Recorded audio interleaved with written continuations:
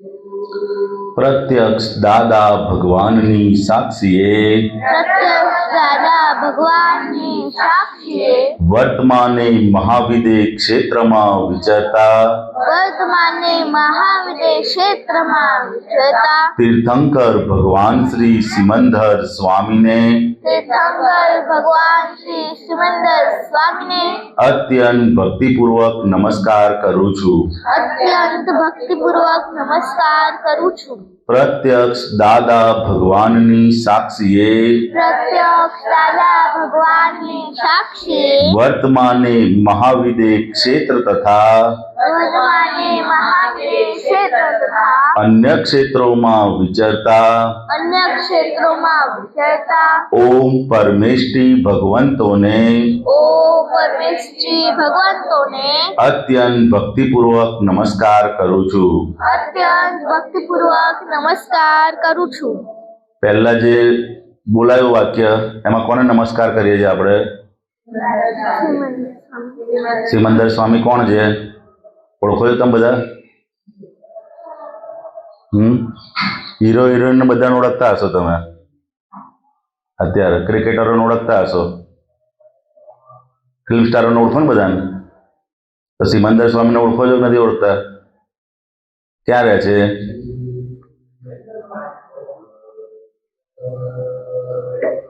ક્યાં રહે છે સિમંદર સ્વામી? અમદાવાદમાં? તો કે લખ્યું છે ને પ્રત્યક્ષ દાદા ભગવાનની સાક્ષી વર્તમાનને મહાવિદે ક્ષેત્રમાં. ક્યાં આગળ રહે છે? મહાવિદે ક્ષેત્ર. જેવા આપણે આ ક્ષેત્ર કહેવાય ને, આ ભરત ક્ષેત્ર કહેવાય. શું કહેવાય? આ ભરત ક્ષેત્ર. એવા કુલ 5 ભરત ક્ષેત્ર છે, 5 મહાવિદે ક્ષેત્ર અને 5 ઐરાવત ક્ષેત્ર છે.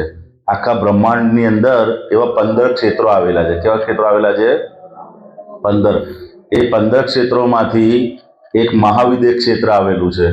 ત્યાં સિમંદર સ્વામી અત્યારે લાઈવ છે, જીવતા. જેમ આપણે હરતા ફરતા છે ને એ રીતે સિમંદર સ્વામી ત્યાં લાઈવ છે. હવે શું છે કે અહીંથી આપણે ડાયરેક્ટ સિમંદર સ્વામીને નમસ્કાર પહોંચાડી શકતા નથી.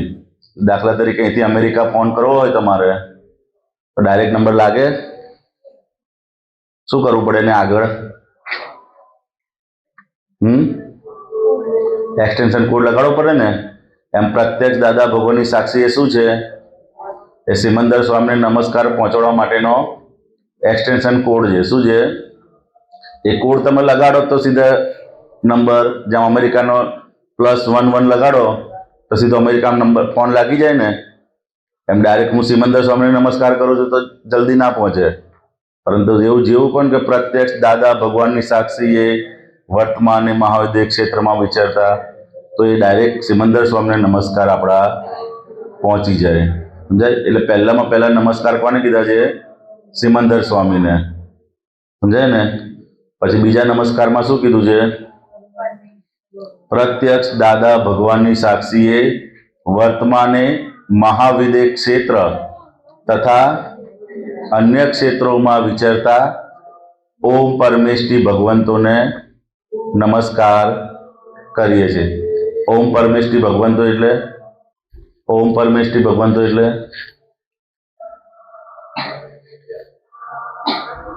ઓમ પરમેષ્ઠી ભગવંતો અને બીજામાં છે કે પંચ પરમેષ્ઠી ભગવંતોને નમસ્કાર કરે છે. આપણે જ્યાં ત્રિમંત્ર બોલીએ છીએ ને, ત્રિમંત્ર બોલીએ છીએ એમાં પહેલા 5 કયા નમસ્કાર કરીએ છીએ? બોલો તો. પહેલું શું બોલીએ છીએ? નમો અરિહંતાણમ. પછી નમો સિદ્ધાણમ.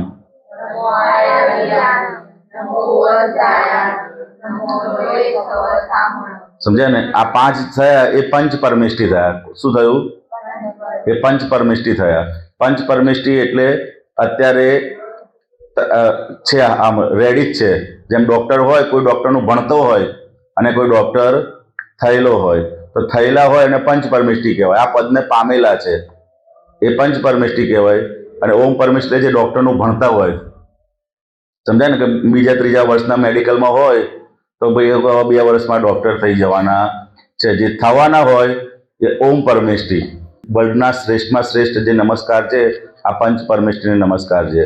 સમજાય ને? કે હરિયંત પદ, આચાર્ય પદ, સિદ્ધ પદ, સાધુ પદ, અને ઉપાધ્યાય પદ, આ પાંચને નમસ્કાર, એ પંચ પરમેષ્ઠીને નમસ્કાર, અને જે થવાના છે એ ઓમ પરમેષ્ઠી. સમજાયું તમને? આ કેમ સમજાવું છું કે આપણે નમસ્કાર બોલીએ ને ત્યારે આપણને ખ્યાલ આવે કે આપણે કોને નમસ્કાર કરીએ છીએ. સમજાય ને? કોને કીધા પંચ પરમેષ્ઠી નમસ્કાર? થઈ ગયા છે, પણ કયા કયા પાંચ? હા, જે ત્રિમંત્રની અંદર પહેલા પાંચ આપ્યા છે એ પંચ પરમેષ્ઠી કહેવાય. બરોબર છે? સમજો પડી બધાને? ના પડે તો પૂછજો. અને જે થવાના છે એ ઓમ પરમેષ્ઠી. ભાઈ આગળ જઈને થવાના છે એ સાઈડનું ભણે છે. બરોબર? પ્રત્યક્ષ દાદા ભગવાનની સાક્ષીએ પ્રત્યક્ષ દાદા ભગવાનની સાક્ષી વર્તમાને મહાવિદે ક્ષેત્ર તથા અન્ય ક્ષેત્રોમાં વિચરતા પંચ પરમેષ્ઠી ભગવંતોને અત્યંત ભક્તિપૂર્વક નમસ્કાર કરું છું. પ્રત્યક્ષ દાદા ભગવાનની સાક્ષીએ વર્તમાને મહાવિદે ક્ષેત્ર તથા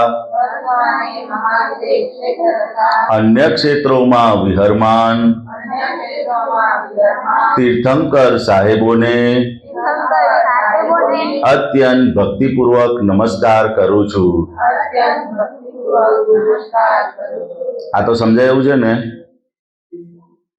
કે વર્તમાન મહાવિદ્ય ક્ષેત્ર તથા અન્ય ક્ષેત્રોમાં જે પણ તીર્થંકર ભગવાન વિચરે છે, સમજાય ને? ખાલી એવું નથી કે આ ભરત ક્ષેત્રની તીર્થંકર, મહાવિદ્ય ક્ષેત્રની અંદર સતત ચોથો આરો છે, એટલે ત્યાં કાયમી રીતે 20 વિહરમાન તીર્થંકરો હાજર જ હોય. સમજાય ને? એવી રીતે એરાવત ક્ષેત્રની અંદર પણ 20 વિહરમાન તીર્થંકર નિરંતર, એક તીર્થંકર ભગવાન જાય ને બીજા તીર્થંકર ભગવાનનો જન્મ થઈ જાય. ક્યારેય એ ભૂમિ તીર્થંકર ભગવાન વિના રહી નથી. એટલે કે એક ક્ષેત્રના અંદર પણ જે તીર્થંકર ભગવાન છે એને આપણે અહીં બેઠા બેઠા આ એક વાક્ય બોલીએ ને તો આખા બ્રહ્માંડની અંદર જ્યાં જ્યાં પણ તીર્થંકર ભગવાન હોય એ બધાને નમસ્કાર પહોંચે. જેમ વોટ્સઅપમાં તમે એક જણને પેલું ગ્રુપ બનાવી દીધું હોય અને એકને મેસેજ નાખો જય સચ્ચિદાનંદ, તો પહોંચી જાય છે ને બધાને. સમજાય ને? તો કેવી રીતે આ દાદા ભગવાન તકે આ નમસ્કાર વિધિ આપણને એટલી શોર્ટ આપી છે કે ખાલી આટલી નાની અમથી પણ નમસ્કાર વિધિ બોલો ને તો બ્રહ્માંડના શ્રેષ્ઠમાં શ્રેષ્ઠ પુરુષોને નમસ્કાર પહોંચે છે. સમજાય ને? અને એનાથી શું ફાયદો થાય તો કે આપણા બધા મોક્ષ માર્ગના તથા વ્યવહારના બધા જ અંતરાયો તૂટે નમસ્કાર કરવાથી. એટલું મોટું ફળ છે કે એ લોકો જે સિદ્ધિને પામ્યા છે એ સિદ્ધિ આપણે આરામથી ખાલી માત્ર ને માત્ર નમસ્કાર કરવાથી પ્રાપ્ત થઈ જાય બેઠા બેઠા. એ સારું કે કોઈ મહેનત કરીને પ્રાપ્ત કરવી સારી? કોઈ આ પાટણ વાળા જેવો હોય તો મારે મહેનત કરવી છે હોય ને, ના હું તો જાતે જ કરીશ. જાતે કરવું સારું કે પછી નમસ્કાર બેઠા બેઠા નમસ્કાર કરીને કરો? સ્માર્ટ રીત કઈ કહેવાય? બેઠા બેઠા. હા, તો આપણે શું કરવાનું છે? સ્માર્ટ રીત અપનાવવાની છે ને. તો આ દાદા ભગવાન તકે આ કાળની અંદર ખુલ્લું થયું. બાકી ક્યારે આવી નમસ્કાર વિધિ પણ ક્યારે ખુલ્લી થઈ નથી. બરોબર? પછી આગળ શું છે? વિતરાગ શાસન દેવ દેવીઓને અત્યંત ભક્તિપૂર્વક નમસ્કાર કરું છું. નિષ્પક્ષપાતી શાસન દેવ દેવીઓને અત્યંત ભક્તિપૂર્વક નમસ્કાર કરું છું. વિતરાગ શાસન દેવ દેવીઓ એટલે કોણ? તો કે આ વિતરાગ માર્ગ આખો જે ચાલુ છે, દરેક ધર્મ હોય, કોઈ પણ મંદિર હોય, કોઈ પણ જગ્યા હોય, એને રક્ષણ કરનાર એના દેવી દેવતાઓ હોય. કોણ હોય? એને દેવી દેવતા હોય. એ ક્ષેત્રના દેવી દેવતાઓનું રક્ષણ કરતા હોય. રક્ષણ કરતા એટલે શું? તો કે જેની ભક્તિ કરે એનું બધી જ રીતે લોકો સાર સંભાળ રાખે. કોઈ રીતે ડાયરેક્ટ કોઈ પણ તીર્થંકર ભગવાનને કે કોઈ પણ ડાયરેક્ટ તમને હેલ્પ કરે નહીં, પણ એ શું કરે? એમના જે દેવી દેવતાઓ હોય એ તમને હેલ્પ કરે. તો કે આવા વિતરાગ માર્ગના જે દેવી દેવતાઓ છે, એક તો કે વિતરાગ શાસન દેવ દેવીઓને અત્યંત ભક્તિપૂર્વક નમસ્કાર કરું, કારણ કે આપણે જાણતા અજાણતા કંઈ પણ ભૂલ થઈ ગઈ હોય તેને દેવી દેવતાઓ આપણને દંડ આપે. પેલા તો વિતરાગ છે, એ કઈ દંડ આપે નહીં. એ રીતે નિષ્પક્ષપાતી જે શાસન છે એના દેવી દેવતાઓને પણ હું અત્યંત ભક્તિપૂર્વક નમસ્કાર કરું છું. પછી આગળ શું છે? 24 તીર્થંકર ભગવંતોને 24 તીર્થંકર ભગવંતોને અત્યંત ભક્તિપૂર્વક નમસ્કાર કરું છું. અત્યંત ભક્તિપૂર્વક નમસ્કાર કરું છું. 24 તીર્થંકર ભગવાન જે લોકો જૈન હોય ને એમને ખબર હોય છે કે એક કાળચક્રની અંદર કુલ 63 શ્રેષ્ઠ પુરુષોનો જન્મ થાય. એક કાળચક્ર હોય, આમ ગોળ સર્કલ હોય ને, એમાં આમ અડધો કાળચક્ર હોય, આમથી ઉતરીએ એમાં 63 શ્રેષ્ઠ પુરુષોનો જન્મ થાય. એમાં 24 તીર્થંકર ભગવાન હોય. કેટલા તીર્થંકર ભગવાન હોય? 24 તીર્થંકર ભગવાન. આપણા આ જે કાળચક્રની અંદર પહેલામાં પહેલા તીર્થંકર ભગવાન ઋષભદેવ ભગવાન હતા. કોણ હતું? ઋષભદેવ ભગવાન. અને છેલ્લામાં છેલ્લા ઋષભદેવ ભગવાન પહેલા તીર્થંકર ભગવાન, અને જે છેલ્લા આ કાળચક્રની અંદર આવ્યા એ મહાવીર સ્વામી. કોણ? મહાવીર સ્વામી. ઋષભદેવ ભગવાનથી માંડી અને મહાવીર સ્વામી સુધીના જે 24 તીર્થંકર ભગવંતોને અત્યંત ભક્તિપૂર્વક નમસ્કાર કરું છું. શ્રી કૃષ્ણ ભગવાનને અત્યંત ભક્તિપૂર્વક નમસ્કાર કરું છું. અત્યંત ભક્તિપૂર્વક નમસ્કાર કરું છું. આ તો ખ્યાલ આવે એવું છે ને? કૃષ્ણ ભગવાન કોણ? કૃષ્ણ. ક્યાં જન્મ થયેલો? મથુરા. મથુરામાં. બરોબર. મથુરાની જેલમાં. હા, મથુરાની જેલમાં. પરફેક્ટ એડ્રેસ છે એની જોડે. બોલો, ચાલો આગળ. ભરત ક્ષેત્રે હાલ વિચરતા સર્વજ્ઞ શ્રી દાદા ભગવાનને નિશ્ચયથી અત્યંત ભક્તિપૂર્વક નમસ્કાર કરું છું. આ તો સમજાયું છે ને કે અત્યારે જે દાદા ભગવાન વિચરી રહ્યા છે એમને હું નમસ્કાર કરું છું. પછી દાદા ભગવાનના ભાવિ તીર્થંકર સાહેબોને અત્યંત ભક્તિપૂર્વક નમસ્કાર કરું છું. દાદા ભગવાનના સર્વે કલ્યાણ મૂર્તિ સંકિતધારી મહાત્માઓને અત્યંત ભક્તિપૂર્વક નમસ્કાર કરું છું. આખા બ્રહ્માંડના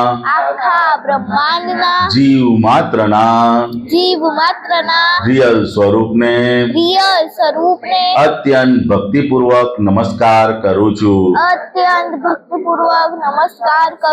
રિયલ સ્વરૂપ એ ભગવત સ્વરૂપ છે,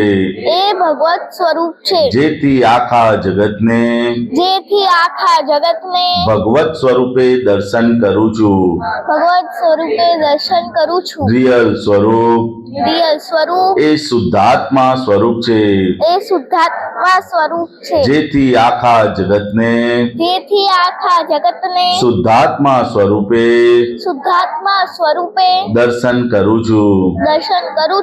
રિયલ સ્વરૂપ એ તત્વ સ્વરૂપ છે, જેથી આખા જગતને તત્વ જ્ઞાને કરીને દર્શન કરું છું. બીજા બધા વાક્યો તો સમજાવ્યા છે ને કે દાદા ભગવાનના ભાવિ તીર્થંકર. દાદા ભગવાને જે અમુક નામ આપ્યા છે ભાવિ તીર્થંકર છે, કે આગળ જઈને તીર્થંકર થવાના છે. સમજાય ને? એવી રીતે રાવણ પણ જે આપણે કહીએ છીએ ને એ રાવણ પણ આગળ જઈને તીર્થંકર થવાના છે. સમજાય ને? પછી એની પત્ની મંદોદરી હતી, એ પણ તીર્થંકર થવાના છે. કૃષ્ણ ભગવાન પણ આગળ જઈને, શાસ્ત્રોમાં એનો બધો ઉલ્લેખ છે, કૃષ્ણ ભગવાન પણ આગળ જઈને તીર્થંકર પદને પામવાના છે. એવા ભાવિ તીર્થંકર જે આગળ થઈને તીર્થંકર પદને પામવાના છે, એવાને નમસ્કાર કરજો. પછી દાદા ભગવાનના સર્વે કલ્યાણ મૂર્તિ સંકિતધારી મહાત્માઓને અત્યંત ભક્તિપૂર્વક નમસ્કાર કરું છું. સમજે ને? સંકિતધારી એટલે શું? તો કે જેને સંકિત દ્રષ્ટિ, સવળી દ્રષ્ટિ પ્રાપ્ત થઈ છે એવા મહાત્માઓને પણ હું નમસ્કાર કરું છું. નમસ્કાર વિધિની અંદર આ મહાત્માને સ્થાન આપ્યું છે દાદા ભગવાને. સમજાય ને? નમસ્કાર વિધિની અંદર મહાત્માઓને પણ દાદા ભગવાને કે આને પણ તમે રોજ નમસ્કાર કરજો. આપણા મમ્મી પપ્પા મહાત્મા છે કે બીજા કોઈ છે? હા, તો જેને આપણે રોજ નમસ્કાર કરીએ છીએ, નમસ્કાર દિન બોલીએ છીએ ને, હા એને શું કરીએ છીએ પછી આપણે? સવારે નમસ્કાર કરવાના અને પછી પગે લાગવાનું. પગે લાગવાનું. પછી શું કરવાનું આખો દિવસ? એ બધાને ખબર છે, બરોબર ને? પછી આખા બ્રહ્માંડના જીવ માત્રના રિયલ સ્વરૂપને અત્યંત ભક્તિપૂર્વક નમસ્કાર કરું છું. સમજાય ને? રિયલ સ્વરૂપ એટલે શું? તો કે પોતાની મય અંદર જે શુદ્ધાત્મા ભગવાન છે એને હું નમસ્કાર કરું છું. તો રિયલ સ્વરૂપ એ શું છે? ભગવત સ્વરૂપ છે. રિયલ સ્વરૂપ એ શુદ્ધાત્મા સ્વરૂપ છે અને રિયલ સ્વરૂપ એ તત્વ સ્વરૂપ છે. એ બધી જ રીતે એમને નમસ્કાર કરીએ છીએ. ચાલો, જય સચ્ચિદાનંદ. દરેક જણે બોલવાનું છે, એક પ્રશ્ન પૂછવાનો છે. ક્યાંથી શરૂઆત કરીશું?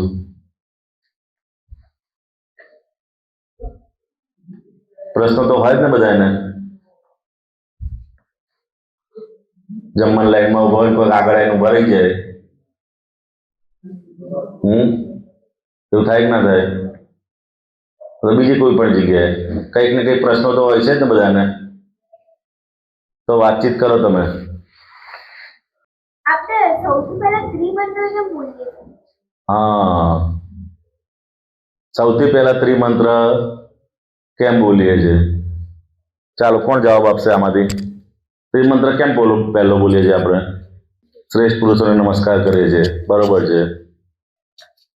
હવે ત્રિમંત્રમાં આવે છે નમો લોહી સૌ સાવણમ એસો પંચન મુક્કારો સૌ પાવક પણાસણો મંગલાણમ ચ પડમમ હવાઈ મંગલમ. તો કે આ પાંચને નમસ્કાર કરવાથી એસો પંચન મુક્કારો, એનો મતલબ શું થયું? તો કે આ પાંચને નમસ્કાર કરવાથી સૌ પાવક પણાસણો, સૌ પાપોનો નાશ થાય છે. મંગલાણમ ચ સૌવેસી પડમમ હવાઈ મંગલમ, એટલે મંગળમાં સૌથી પ્રથમ મંગળ આ પાંચને નમસ્કાર કરવા છે. મંગળ એટલે કોઈ પણ કાર્યની શરૂઆત કરીએ તેનું મંગળ એટલે શું સારું છે એ આપણે ચેક કરીએ. એટલે મંગળાનામ છે સૌવેસી પડમમ, આ બધા જ મંગળોની અંદર ત્રિમંત્ર એ શ્રેષ્ઠમાં શ્રેષ્ઠ મંગળ છે. સમજાય ને? એટલે પહેલું ત્રિમંત્ર બોલીએ કે સંસારના જે કંઈ પણ વિઘ્નો હોય, કોઈ પણ કાર્ય કરતા હોઈએ એની અંદર કઈ પણ જાતની અડચણ આવતી હોય તો ત્રિમંત્ર બોલવાથી અડચણ દૂર થઈ જાય. તમે ભણવા બેઠા હોય ને એની પહેલા 5 વખત ત્રિમંત્ર બોલો ને, જેટલું પણ ભણવાનું હોય ને એ બધું યાદ રહી જાય. અંદર ઊંધું ચાલતું હોય ને, આ જોઈ લો, ટીવી જોઈ લો, પેલું જોઈ લો, તો કે એ ભણવા બેસતા હોય, તમે સ્કૂલમાં જતા હોય અથવા ક્યાંય પણ બહાર જતા હોય, કોઈ પણ જાતની મુશ્કેલી આવવાની હોય તો કે મુશ્કેલીમાં આ બધા દેવી દેવતાઓને મંત્ર બોલવાથી આપણને હેલ્પ થાય. તો બોલવા જોઈએ કે ના બોલવા જોઈએ? ક્યારે ક્યારે બોલવાના? ભણવા બેસતા હોઈએ ત્યારે, ખાલી ભણવા બેસતી વખત, પછી સ્કૂલ જતા હોઈએ, સ્કૂલમાં જઈએ ત્યારે, પછી પેપર લખવાનું હોય ત્યારે, કોઈ પછી બી મુશ્કેલી ટાઈમ કે કઈ બી હા, આવે, કોઈ પણ મુશ્કેલી બહાર નીકળીએ, અહીંથી ઘરની બહાર નીકળીએ તો ત્રિમંત્ર ગાડીની અંદર બેસીએ કે સ્કૂટરમાં જઈએ કે બસમાં જઈએ તો મંત્ર બોલવાનું. શું કરવાનું? મંત્ર બોલવાનું. કારણ કે આપણને ખબર નથી કે આપણે બહાર જઈએ છીએ ને કઈ મુશ્કેલી આવવાની છે, કે ખબર છે? નથી ખબર. ખબર છે ને, માટે મંત્ર આપણનું રક્ષણ કરે છે. શું કરે છે? આપણું રક્ષણ કરે છે. જેમ અત્યારે ઠંડીની અંદર તમારું રક્ષણ કોણ કરે છે? સ્વેટર કરે છે ને, સ્વેટર ને ટોપી, મફલર ને બધું. સમજાય? એમ મંત્ર આપણને જેમ એનું રક્ષણ, આ શરીરનું રક્ષણ માટે આપણા કપડા છે એ રક્ષણ કરે છે, અને બીજી બધી વિઘ્નો માટે રક્ષણ કોણ કરે છે? તો કે ત્રિમંત્ર આપણું રક્ષણ કરે છે. એટલે સ્કૂલમાં જતી વખતે, ભણતી વખતે, જ્યારે પણ કઈ પણ જગ્યાએ ક્રિયા કરે અને શરૂઆત ક્યાંથી કરવાની?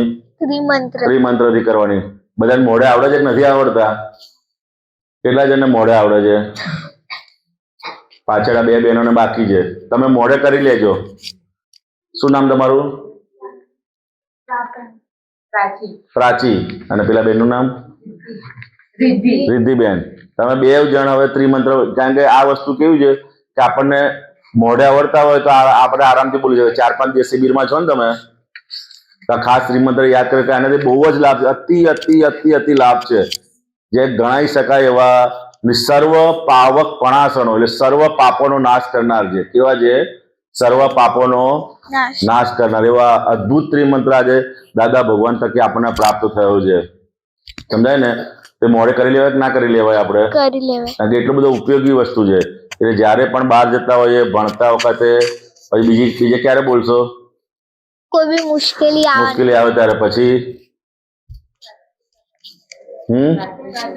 રાત્રે સુતા પહેલા ખાસ બોલવાનો. સમજાય ને? રાત્રે સુતા પહેલા અને સવારે ઉઠીને તરત જ 5-5 વખત કીધું છે દાદા ભગવાન, મિનિમમ. શું કીધું? 5-5 વખત. આપણે રાત્રે તો સુતા પહેલા આમ જ હોઈએ છે, ને નમાઝ પડતા હોય ને એની જેમ. બરોબર. પણ દાદા ભગવાન કહે કે રાત્રે ખાસ અમુક સમય પહેલા આપણે એ જે મોબાઈલ છે કે દૂર રાખી, અને કારણ કે અંદર ચિત્તની અંદર એ રમણતા રાખે. જો મંત્ર બોલીશું ને તે ભગવાનની રમણતા આપણી અંદર રહ્યા કરશે. માટે ખાસ એ કરવાનું. ચાલો, ખબર પડી ગઈ બધાને? બોલશો કે નહીં? બોલો તો બોલ. હા નહીં પાડતું કોઈ? બોલશો કે નહીં? બોલો. આ 2 જણના આ પાડે, બીજા બધા તો હજુ નક્કી કરવાનું બાકી લાગે તમારે. ચાલો આગળ બીજો પૂછો હવે. બોલો જે હોય એવું. આપણે એવું નથી કહીએ. અહીંયા શિબિરમાં આવવાનું હતું ત્યારે ટિકિટ લખાવવાની મમ્મીએ પૂછ્યું, તો મેં કીધું હા લખાઈ દો, વાંધો નહીં. પણ જેમ જેમ સમય નજીક આવતો ગયો એમ થયું કે હવે ત્યાં આપણી ઉંમરના લોકો તો હોતા નથી, જઈને શું કરું? બાકી બધા તો ફરવા જાય છે આ રજાઓમાં, તો હું સત્સંગમાં આવીને શું કરું? અહીંયા આવ્યા પછી તો બધું બરાબર ચાલે છે, પણ ઘરેથી આવતા એવું થાય છે કે ના આપણે બી ફરવા જઈએ, કે અહીંયા નથી જવું, એવું થાય અંદર. બરોબર છે. સમજાય ને? કે દરેક જણ કોઈ પણ જગ્યાએ, એટલે હંમેશા કેવું હોય છે કે કઈ પણ જગ્યાએ આપણે આમ ચડવાનું હોય ને ત્યારે વધારે લોડ પડે કે ઉતારવાનું હોય ત્યારે વધારે લોડ પડે? ચડવાનું હોય ત્યારે. હંમેશા આપણે કોઈ પણ માર્ગની અંદર ઉપર ચડતા હોઈએ ને ત્યારે શું કરવું પડે? તો કે હંમેશા આપણને અંદર લોડ પડે. એટલે એ મન આપણું કેવું છે કે મન આપણું હંમેશા આપણને ઊંધી દિશામાં લઈ જાય. ક્યાં લઈ જાય? ઊંધી દિશામાં. સત્સંગમાં હોય તેને કંટાળો આવે, અને હમણાં જો પિક્ચર જોવાનું હોય ને તો 3 કલાક નિરાતે બેઠો હોય ને પાણી પીવા બી ના જાય. એ જાય પાણી પીવા, ઇન્ટરવલ પડે તારે જઈશું કે. અને સત્સંગમાં તો વચ્ચે ઉભો થઈ જઈ આવે. સમજાય ને? આપણું મન કેવું છે કે આપણને હંમેશા મનને એવું નથી, પરંતુ આપણી સમજણ એ રીતની છે. કેવી છે? આવડી સમજણ અંદર ઘૂસી ગઈ છે. એના આધારે આપણને શું થાય છે કે જ્યાં આપણું હિત છે ને એ જગ્યા પર આપણને ભાન ભૂલાઈ દે છે. જે જગ્યાએ આપણું હિત થવાનું છે, અને જ્યાં આપણું અહિત થતું હોય ત્યાં કલાકો સુધી એમને એમ રહ્યા કરે, કશો વાંધો આવે નહીં. એટલે ત્યાં એ ભાગની અંદર આપણે પુરુષાર્થ કરવાનો. શું કરવાનું છે? પુરુષાર્થ. એટલે પુરુષાર્થમાં શરૂઆતના સ્ટેજમાં કેવું હોય તો કે જે એવા હોશિયાર હોય ને જે નિયમિત સત્સંગમાં જતા હોય એને કહી રાખવું આપણે કે ભાઈ તું જાય ને તો મને લેતો જજે, તો લેતી જજે. સમજાય? એટલે એવા સંઘ આપણે એવો રાખવાનો. પહેલું સ્ટેજ શું છે કે આપણે એવો સંઘ રાખવાનો કે જે સત્સંગમાં જતા હોય. આપણે સંઘ જ એવો રાખતા હોય ને કે જે 12 આંટા ફેરા મારતા હોય, તો પછી આપણને અંદર બી એ પ્રમાણે ઊભું થઈ જાય. શરૂઆતના ભાગમાં પહેલો એવો સંઘ રાખવાનો કે આવો સત્સંગનો, કારણ કે આવો સત્સંગની વાતો સાંભળવાનો યોગ ક્યારેય પ્રાપ્ત થાય. એટલે સત્સંગ એટલે સૌડી સમજણ આપનારો, સૌડી સમજણ આપનારનો યોગ ક્યારેય પ્રાપ્ત થાય નહીં. ઊંધી સમજણ આપનાર હોય બધા, ચલ ફરવા જઈએ, ચલ આમાં જઈએ, એવા તને 100 ફ્રેન્ડ્સ કે દોસ્ત મળી જાય આપણને કે તને બહાર ફરવા જાવ ને તું એમ કે સત્સંગમાં જવું છે તો બધા આગા પાછા થઈ જાય. શું થઈ જાય? તું જાય ને એકલી પછી આવીને આપણે મળીએ. શું કે? તું એકલી જઈએ, આપણે આવીને મળીએ. એટલે પહેલામાં પહેલો આપણે સંઘ એવો રાખવાનો કે આપણે જે એની અંદર હોય ને, એટલે કોઈ પણ જોડે એ વ્યવહાર આપણે કોની જોડે રાખવો એ આપણને સમજણમાં હોવું જોઈએ. કે પહેલાં પહેલો આપણે ભાઈબંધી ગ્રુપ કેવો હોવો જોઈએ કે જે સત્સંગમાં આવતો હોય ને, સત્સંગના પરિચય હોય એવું આપણે ગ્રુપ રાખવું. એટલે જેથી કરીને આપણને સપોર્ટ કરે. શું કરે? સપોર્ટ કરે. આ તો પ્રાઇમરી છે.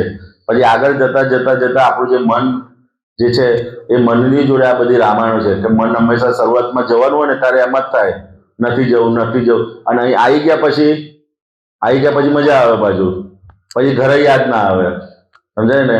એટલે કે એ એટલો ભાગના પુરુષાર્થ અંદર મન જોડે આપણે બધું હેન્ડલિંગ કરવાનું કે ભાઈ અને પહેલાં આપણે નક્કી કરી નાખવાનું કે કોઈ પણ ભોગે મારે સત્સંગ છૂટવો જોઈએ નહીં, સમજાય? એ નક્કી પણ આપણે અંદર ગોઠવવાનું કે કંઈ પણ થાય પણ સત્સંગ એટલે આપણી પ્રાયોરિટી જે લાઈફની અંદર છે ને, આપણે સત્સંગને પહેલી પ્રાયોરિટી આપવી જોઈએ. કઈ આપવી જોઈએ?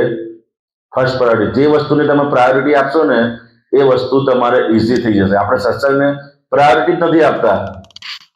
શું કરે છે? બીજી બધી જ વસ્તુને પ્રાયોરિટી આપે છે પણ સત્સંગને પ્રાયોરિટી આપતા નથી. એકવાર તમે સત્સંગને પ્રાયોરિટી આપશો ને તેની જાતે જ પછી તમારે કોઈ પણ મહેનત વગર તરત અંદર ગોઠવાતી હશે. આપણે નોકરીને પ્રાયોરિટી આપીએ, બેનપણીને કે બીજાને પ્રાયોરિટી આપીએ, સમજે, પૈસાને પ્રાયોરિટી આપીએ, પણ ના, દાદા ભગવાને એમના આખા જીવન દરમિયાન એ સત્સંગને જ પ્રાયોરિટી આપી છે. શું આપી છે? કારણ કે એ જ મારું સર્વ પ્રકારે હિત કરનારી વસ્તુ છે. એમના છેલ્લા શબ્દો પણ શું હતા? ચાલો સત્સંગમાં જઈએ, સમજાય ને? છેક સુધી, અંતિમ સુધી. અને આપણે પ્રાયોરિટીમાં જ રાખતા નથી. પાંચમાં આ બધું નહીં હોય તો હું સત્સંગમાં જઈશ. ના, આ બધું તો ઠીક છે પણ પહેલો સત્સંગ હશે તો પછી બીજી બધી વસ્તુઓ કેન્સલ, સમજાય ને? આપણે તો શું કરીએ? કન્ડિશન રાખીએ, જો આવું હશે, આવું આમ મળશે, આ આવવાની હશે તો હું આવીશ, આ નહીં આવવાની હોય તો નહીં આવું, એવું બધું હોય અંદર, સમજાય ને? કે જો આ કોણ પેલા તપાસ કરે કોણ કોણ આવવાની છે, એટલે પેલી કે ના મારું કંઈ નક્કી નહીં હજુ, તો આપણું પછી શું થઈ જાય? આપણે એવું કાચું પડી જાય. ના, બીજે કોઈ આવવાના હોય કે ના, હું મારી માટે જઉં છું. કોની માટે જઈએ છીએ? આપણે પોતાની માટે જઈએ સત્સંગની અંદર. એટલે એવા કોઈ એક્સક્યુઝ, એટલે આપણી જે પ્રાયોરિટી કરીને એ ફર્સ્ટ પ્રાયોરિટીમાં સત્સંગ રાખવાનો, અને પછી બીજી સેકન્ડ, થર્ડ, જોબ છે, આ છે, તે છે, થર્ડ, એ આપોઆપ સત્સંગના સંયોગો ભેગા થઈ જશે, સમજાય ને? તો એ પ્રાયોરિટી જેવી ચેન્જ કરીશું ને એવું અંદરથી મન પણ પછી આપણું એ પ્રમાણે આપણને સપોર્ટ કરતું થઈ જશે, સમજાય ને? એટલે આટલું કરવાનું. અંદર ગ્રુપ એવું રાખવાનું, આપણે અંદર પ્રાયોરિટીમાં પહેલું પ્રાયોરિટી સત્સંગની રાખવાની. અને કોઈ પણ ભોગે મારે સત્સંગ છૂટવો નથી એ નક્કી રાખવાનું અંદર. તો પછી ધીરે ધીરે સંજોગ પણ એ રીતના બધા ભેગા. આ તો આપણે કોઈ પણ પૂછે ને ત્યારે સત્સંગ, ના હું નથી આવવાની, મારે ટાઈમ હશે તો હું આવીશ, એવું નહીં. આપણે પહેલા આ પણ પછી જે સંજોગ હોય એ વસ્તુ અલગ છે, પણ આપણે અંદરથી તો તૈયારી રાખ. કારણ કે આ જ વસ્તુ મારા હિતમાં છે. એ જેટલું આપણને સમજાતું જશે ને એટલું વગર પ્રયત્ને સત્સંગમાં. અને સત્સંગમાં કેવું છે કે બીજું કોઈ પણ ગ્રુપ હોય એની જોડે આપણે લેવા દેવા નથી. આપણને આ બાળકો છે ને તો આમની જોડથી પણ આપણને શીખવા મળે, સમજાય ને? આ લોકો જોડથી પણ આ કેવા 2.5 કલાક બેસી શકે છે, એ બી એક શક્તિ છે ને.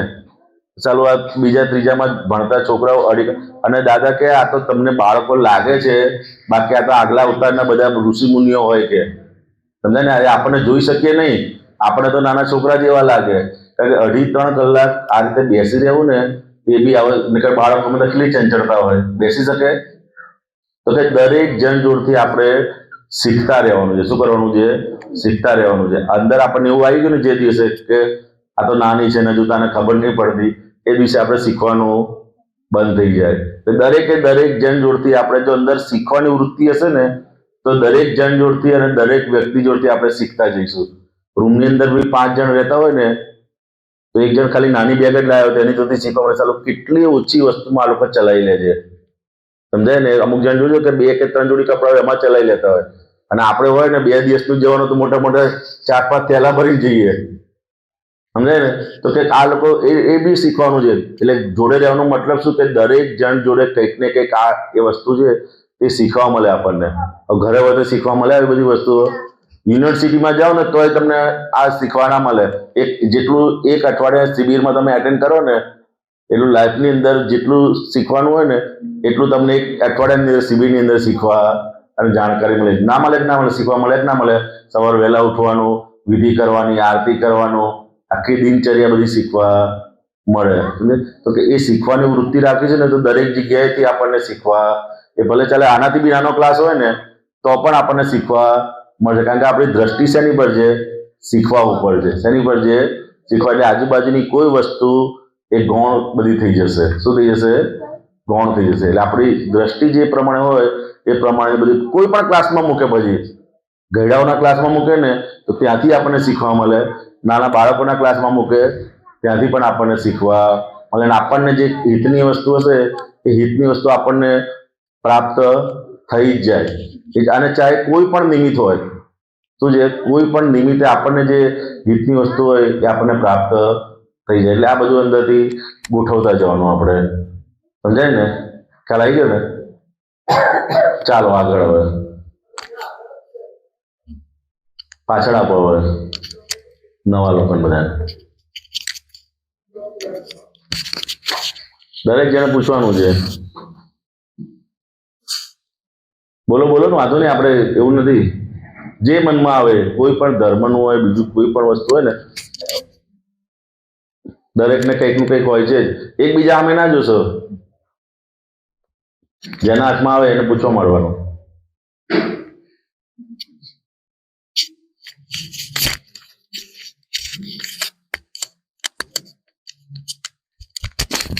ઓવર થિંકિંગ કેમ થાય? હા, ઓવર થિંકિંગ. અને કોઈ પણ જગ્યાએ હોય, અત્યારે સૌથી મોટામાં મોટો પ્રશ્ન એ છે ઓવર થિંકિંગ. વધારે પડતી વિચારણા થયા રાખે. હું જઈશ જોધપુરમાં, ઠંડી હશે તો શું થશે સારું, અને રૂમ મને પાણી સારું ગરમ નહીં મળે તો, આ નહીં મળે તો, પેલું નહીં મળે તો, ખાવાનું ના નથી આવવાની તો પછી મને ગમશે નહીં ગમે, એવું વધારે પડતું વિચાર.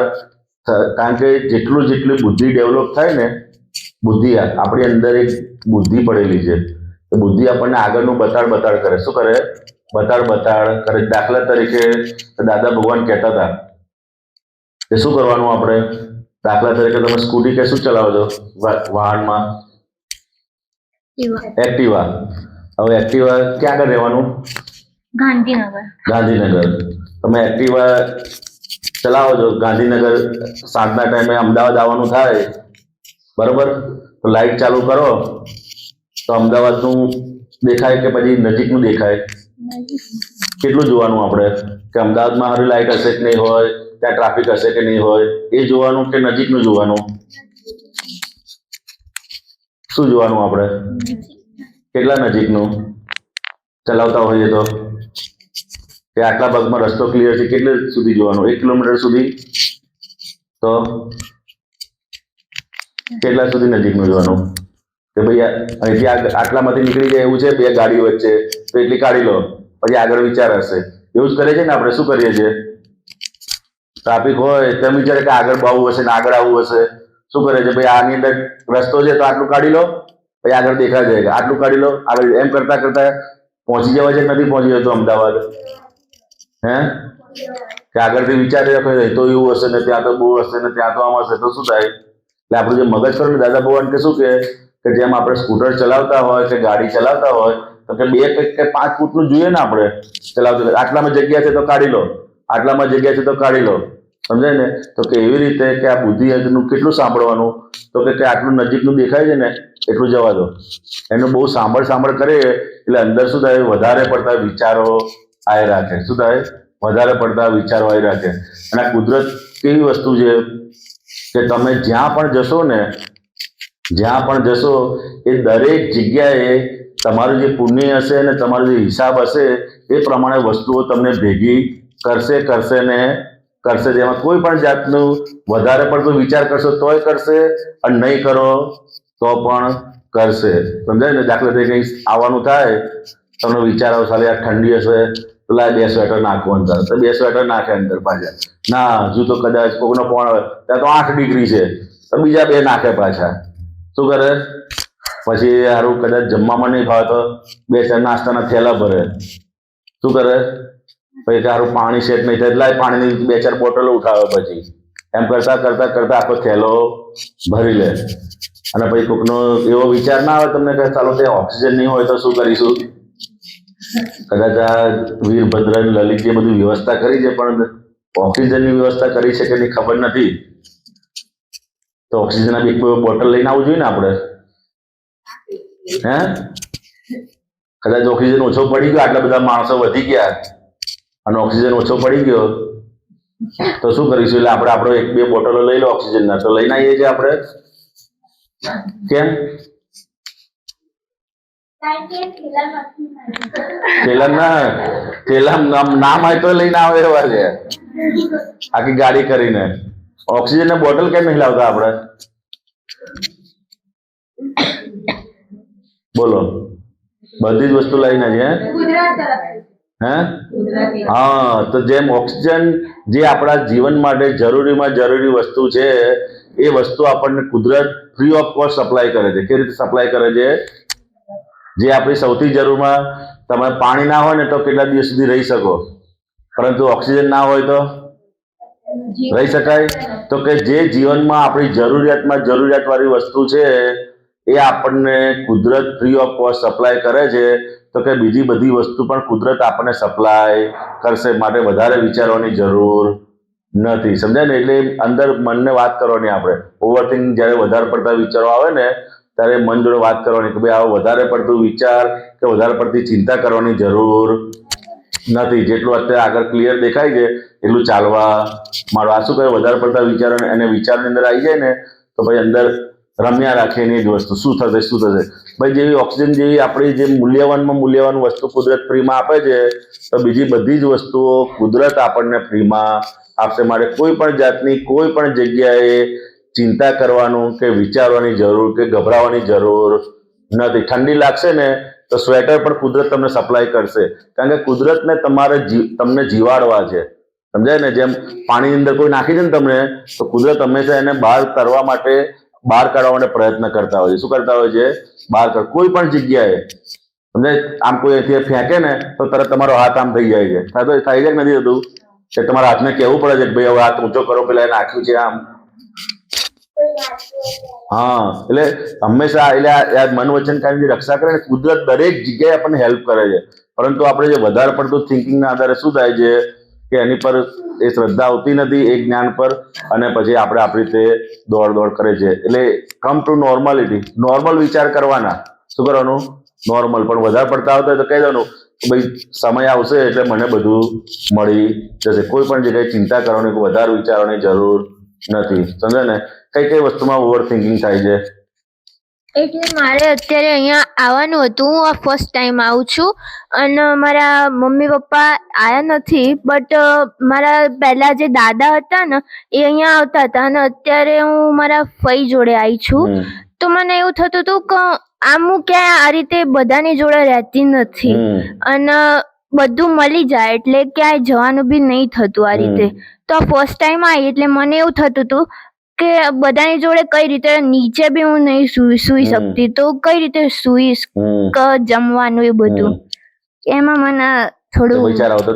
એટલે જો તમે આ વિચાર આની આગળ આયા તો આપણી અંદર જે શક્તિ હતી ને, એ શક્તિ જેટલા આપણે લોકોના પરિચયમાં આવીએ ને એટલી આપણી શક્તિ ખુલ્લી થતી જાય. શું થતી જાય? શક્તિ ખુલ્લી થઈ જાય. આપણી શક્તિ તો પડેલી જ છે નીચે સુવાની, પણ તેવો સંજોગ આવતો નથી. શું છે? એવો સંજોગ આવતો નથી. ને આપણે છે ને બધી રીતે ટ્રેન થવાનું છે. શું કરવાનું છે? આ શિબિર શેની માટે છે? તો કે બધી જ રીતે આપણે ટ્રેન હોવા જોઈએ કે ભાઈ ખાલી મને આમાં જ ફાવશે એવું નહીં. કોઈ પણ અવસ્થા કે કોઈ પણ સંજોગોની અંદર મૂકશે તો કે એ સંજોગ અને અવસ્થાને સ્વીકારવા માટે તૈયાર છો. આ શિબિર શેની માટે? એની માટે જ છે. અને એવા સંજોગો ઘરે ભેગા ના થાય કે થાય ભેગા? ઘરે કશું ભેગું ના થાય આવા સંજોગ. હમણાં આવી રીતે સમૂહમાં આવીએ તો આ સંજોગ આપણને સ્કોપ મળે, આપણી અંદરની શક્તિઓ ખુલ્લી કરવા માટેનો. શું છે? અંદરની શક્તિઓ ખુલ્લી કરવા માટેનો સ્કોપ મળે. અને હંમેશા બધા 4-5 જણની વચ્ચે રહો ને તમે, તો એ અંદર આપણે કઈ રીતે એડજસ્ટમેન્ટ લેવું, કઈ રીતે એ કરવું, એ બધું આપણે અંદર શક્તિઓ. બાકી તો એવું આવતું જ ના હોય. ઘરની અંદર એક જ બાથરૂમ હોય તો તમે જ વાપરતા હોય, બીજા કોઈ વાપરતા ના હોય, એટલે પછી શું થાય? એ યુઝ કરો. અહીંયા આગળ 10 જણ વચ્ચે એક બાથરૂમ હોય એટલે આપણને ખ્યાલ આવે ભાઈ આપણે જો 8 વાગે તૈયાર થવું હોય તો આપણે વહેલા 5 વાગે ઉઠી જવું પડશે. સમજાય ને? તો કે બધું અંદરથી આપણને કાઉન્ટિંગ કરતા ખબર પડશે કે, અને દરેક વસ્તુ આપણને લાઈફમાં કામ લાગશે. શું લાગશે? કામ લાગશે. આ એક જ શિબિર એટેન્ડ કરશો ને તો બી તમારી અંદર કેટલો તમે જશો ને ત્યાંથી કેટલું અંદર પરિવર્તન આવી ગયું છે અંદરનું. સમજાય? સમજણથી માંડી અને બહારનું બિહેવિયર સુધી દરેક વસ્તુ નવું જાણવા મળે છે કે નથી મળતું? હવે આપણે ઘરે હોત તો મળે જ જાણવા, આવું હવે જાણવા પણ ના મળે. સમજાય? તો કે કોઈ પણ વસ્તુને આવી રીતે, એટલે આવા જાહેર પ્રસંગો હોય કે આવી રીતે સમૂહમાં રહેવાનું થાય ને, કારણ કે આપણી પ્રકૃતિ રીતે ટેવાયેલી નથી રહેવા માટે, હંમેશા એકલું જ ટેવાયેલા છે, અને એકલા આપે ને તો બસ કોઈ પ્રોબ્લેમ છે નહીં, એમ કે આ તમારો રૂમ અલગ, હા બસ. પણ જે સમૂહની અંદર આવીએ તમને ત્યારે અલગ વસ્તુ હોય છે, અને એ સમૂહની અંદર જેટલા રહીશું એટલું આપણું અંદરથી મન પણ કેળવાતું જશે, બધાને સાથે લઈ અને ચાલવાનું, સમજાય ને? તો કે આ એક દાદા ભગવાન એને એડજસ્ટમેન્ટ કહેતા હતા. શું કહેતા હતા? એડજસ્ટમેન્ટ, કે દરેક જગ્યાએ આપણને એડજસ્ટ થતા આવડવું જોઈએ. એડજસ્ટ એવરીવેર એમનું સૂત્ર છે. કોઈ પણ સંજોગોની અંદર આપણને એડજસ્ટ થતા આવડવું જોઈએ, અને જેટલું જેટલું એડજસ્ટ થતા આવડ્યું એટલું આપણી કોમન સેન્સ ખીલે. શું થાય? આપણી કોમન સેન્સ ખીલતી જાય અંદર, એટલે કોઈ પણ પ્રશ્ન હોય ને એ તમે ઇઝીલી એને સોલ્વ કરી શકો. શું કરી શકો? એવી સમજણ આપણને ખુલ્લી થાય. શું થાય? એવી સમજણ ભણવાથી ખુલ્લી ના થાય, પરંતુ આ બધા જોડે રહેતા હોય, બધા જોડે એડજસ્ટ થઈને રહેતા હોય ને, એ સમજણ આપણી અંદર ખુલ્લી થતી જાય, કે કઈ રીતે 10 જણ હોય ત્યારે કઈ રીતે વ્યવહાર રાખવો, આપણે 5 જણ હોય ત્યારે કઈ રીતે એક રૂમમાં આ રીતે હોય તો કઈ રીતે રહેવું, સમજાય ને? તે બધી સમજણ ક્યારે ખુલ્લી થાય? બધા જોડે રહો અને એડજસ્ટ થઈને રહીએ તો એ સમજણ આપણી ખુલ્લી થાય, સમજાય? એટલે એડજસ્ટ એવરીવેર નું આપણને અનુભવ થાય. અનુભવ થાય કે ના થાય? અહીં આગળ આવે જે જગ્યાએ રહેતા હોય તે જગ્યાએ 10 જણ રહેતા હોય, એક જણ લાઈટ ચાલુ કરે, એક જણ લાઈટ બંધ કરે, એટલે કે મને લાઈટ વગર ઊંઘ નહીં આવતી. શું થાય? મને લાઈટ ચાલુ રાખે રૂમ ને, આપણને લાઈટની જરૂર ના હોય તો શું થાય? અંદર એડજસ્ટમેન્ટ લેવું પડે ને બધું, કે ચલો આપણે માથે ઓળીને સુઈ જાઓ. તમે કઈ ને કઈ એડજસ્ટમેન્ટ લીધી, એડજસ્ટમેન્ટની કળ અંદર પડેલી જ છે, પણ આવો સંજોગ આવે ત્યારે ખુલ્લું થાય. ખ્યાલ આવે ને તમને? સરસ. અમારે અહીંયા જોધપુર આવવાનું હતું, તે કેટલાય દિવસથી નક્કી કરતા હતા કે જવાનું, પણ કોઈ દિવસ અહીં જોયેલું નહીં ને ટ્રેનમાં મુસાફરી એ કરેલી નહીં. એમ થતું હતું કે ફાવશે કે નહીં ફાવો, જડશે કે નહીં જડો, કે ચો આગળ ટિકિટ લેવાની, કશું જોયું તો નહીં, પહેલી વાર જ આવ્યા છીએ અહીંયા. એટલે એમ થતું હતું કે કેવી રીતે ટિકિટ ચો લેવાની, કનો પૂછીશું, ગાડી ચો ઊભી રહેશે ને કેવું હશે, તો જઈશું તે જોધપુરમાં ઉતરીશું તો ચો કન પેલું તીવરી જવાનું છે, એવી શું ખબર પડશે ને, ચો લક્ઝરી હશે ને કેવી રીતે બેહીશું, કોણ બતાવશે ને, આવું બધું મનમાં પ્રશ્ન થતા હતા. અમે 12-13 જણા છીએ. કયા ગામથી? ગાંધીનગર. રૂપાલ. હા, પેલા રૂપાલ ને આવે છે બેન. હા, એમના જોડે એમને આયા છે. એ આયા છે સોનલ બેન. અચ્છા. પણ એ રિઝર્વેશન કર્યું હતું એટલે કે હું તો આગળ જવાની છું. હા, તો બરોબર છે. તમે તમે જશો, અમે તો જોયેલું નહીં, અમે કેવી રીતે આવીશું, કે તો બધું મળી જશે. પણ મેં કીધું અમે કોઈ દાડ આવ્યો જ નહીં, એટલે આમ બીક લાગતી હતી કે મળશે કે નહીં મળે, શું થશે, અવરા રસ્તો જતો રહીશું તો. હા, એટલે એ શરૂઆતના ભાગમાં જયારે પહેલી વખત હોય ને ત્યારે દરેક જણને આ બધા વિચારો ને બધું આવતું હોય છે, પરંતુ એક તમે આવો એટલે અનુભવ થઈ જાય પછી આપોઆપ બધું ભય નીકળી જાય. જ્યાં સુધી આપણે એનો અનુભવ નથી કર્યો ત્યાં સુધી આપણને એનો અંદર ભય એટલે ક્યુરિયોસિટી રહ્યા કરે એક જાતની, શું થશે શું થશે શું થશે, સમજાય ને? તો કે દરેક વસ્તુ આપણે જેવું તમે નક્કી કરશો ને એ પ્રમાણેના સંજોગો ભેગા તમને થઈ જશે, ચિંતા કરવાની જરૂર નથી, સમજાય? એટલે અંદર મનને કહી દેવાનું કે ભાઈ તમારે સત્સંગમાં જવું છે, માટે સત્સંગમાં જવામાં તમને ખાલી નક્કી કરો, બાકી બધુંનું સંજોગ તમને કોણ ભેગું કરશે? કુદરત ભેગી કરી દેશે, સમજાય ને? એટલે તમે જેવું નક્કી કરશો એ પ્રમાણે બધા સંજોગો આપોઆપ ભેગા થઈ જશે. એવું થાય કે રાત પડી જશે અને તો કોઈ આપણાનો કોણ ઓળખશે, કોણ લઈ જશે. એવું છે. પણ અહીંયા શું અનુભવ થયો તમને? અમને અનુભવ બધું થઈ ગયું ને, આપોઆપ ગોઠવાઈ ગયું ને? જે ટ્રેનમાંથી ઉતર્યા, બસ મળી ગઈ, બસમાં ત્યાં ઉતરી ગયા, અહીંયા જે રહેવાનું તો ત્યાં ગોઠવાઈ ગયું, જમવાના ટાઈમે જમવાનું ગોઠવાઈ ગયું, સત્સંગના ટાઈમે સત્સંગ ગોઠવાઈ ગયું, બધું જ ગોઠવાઈ ગયું ને? એટલે અનુભવ થયો કે કોઈ પણ વસ્તુ તમે નક્કી કરો સત્સંગમાં આવવાનું એટલે બધા જ સંજોગો આપોઆપ આપણને મળતા જશે. ખાલી તમારે નક્કી કરવાનું છે. શું કરવાનું છે?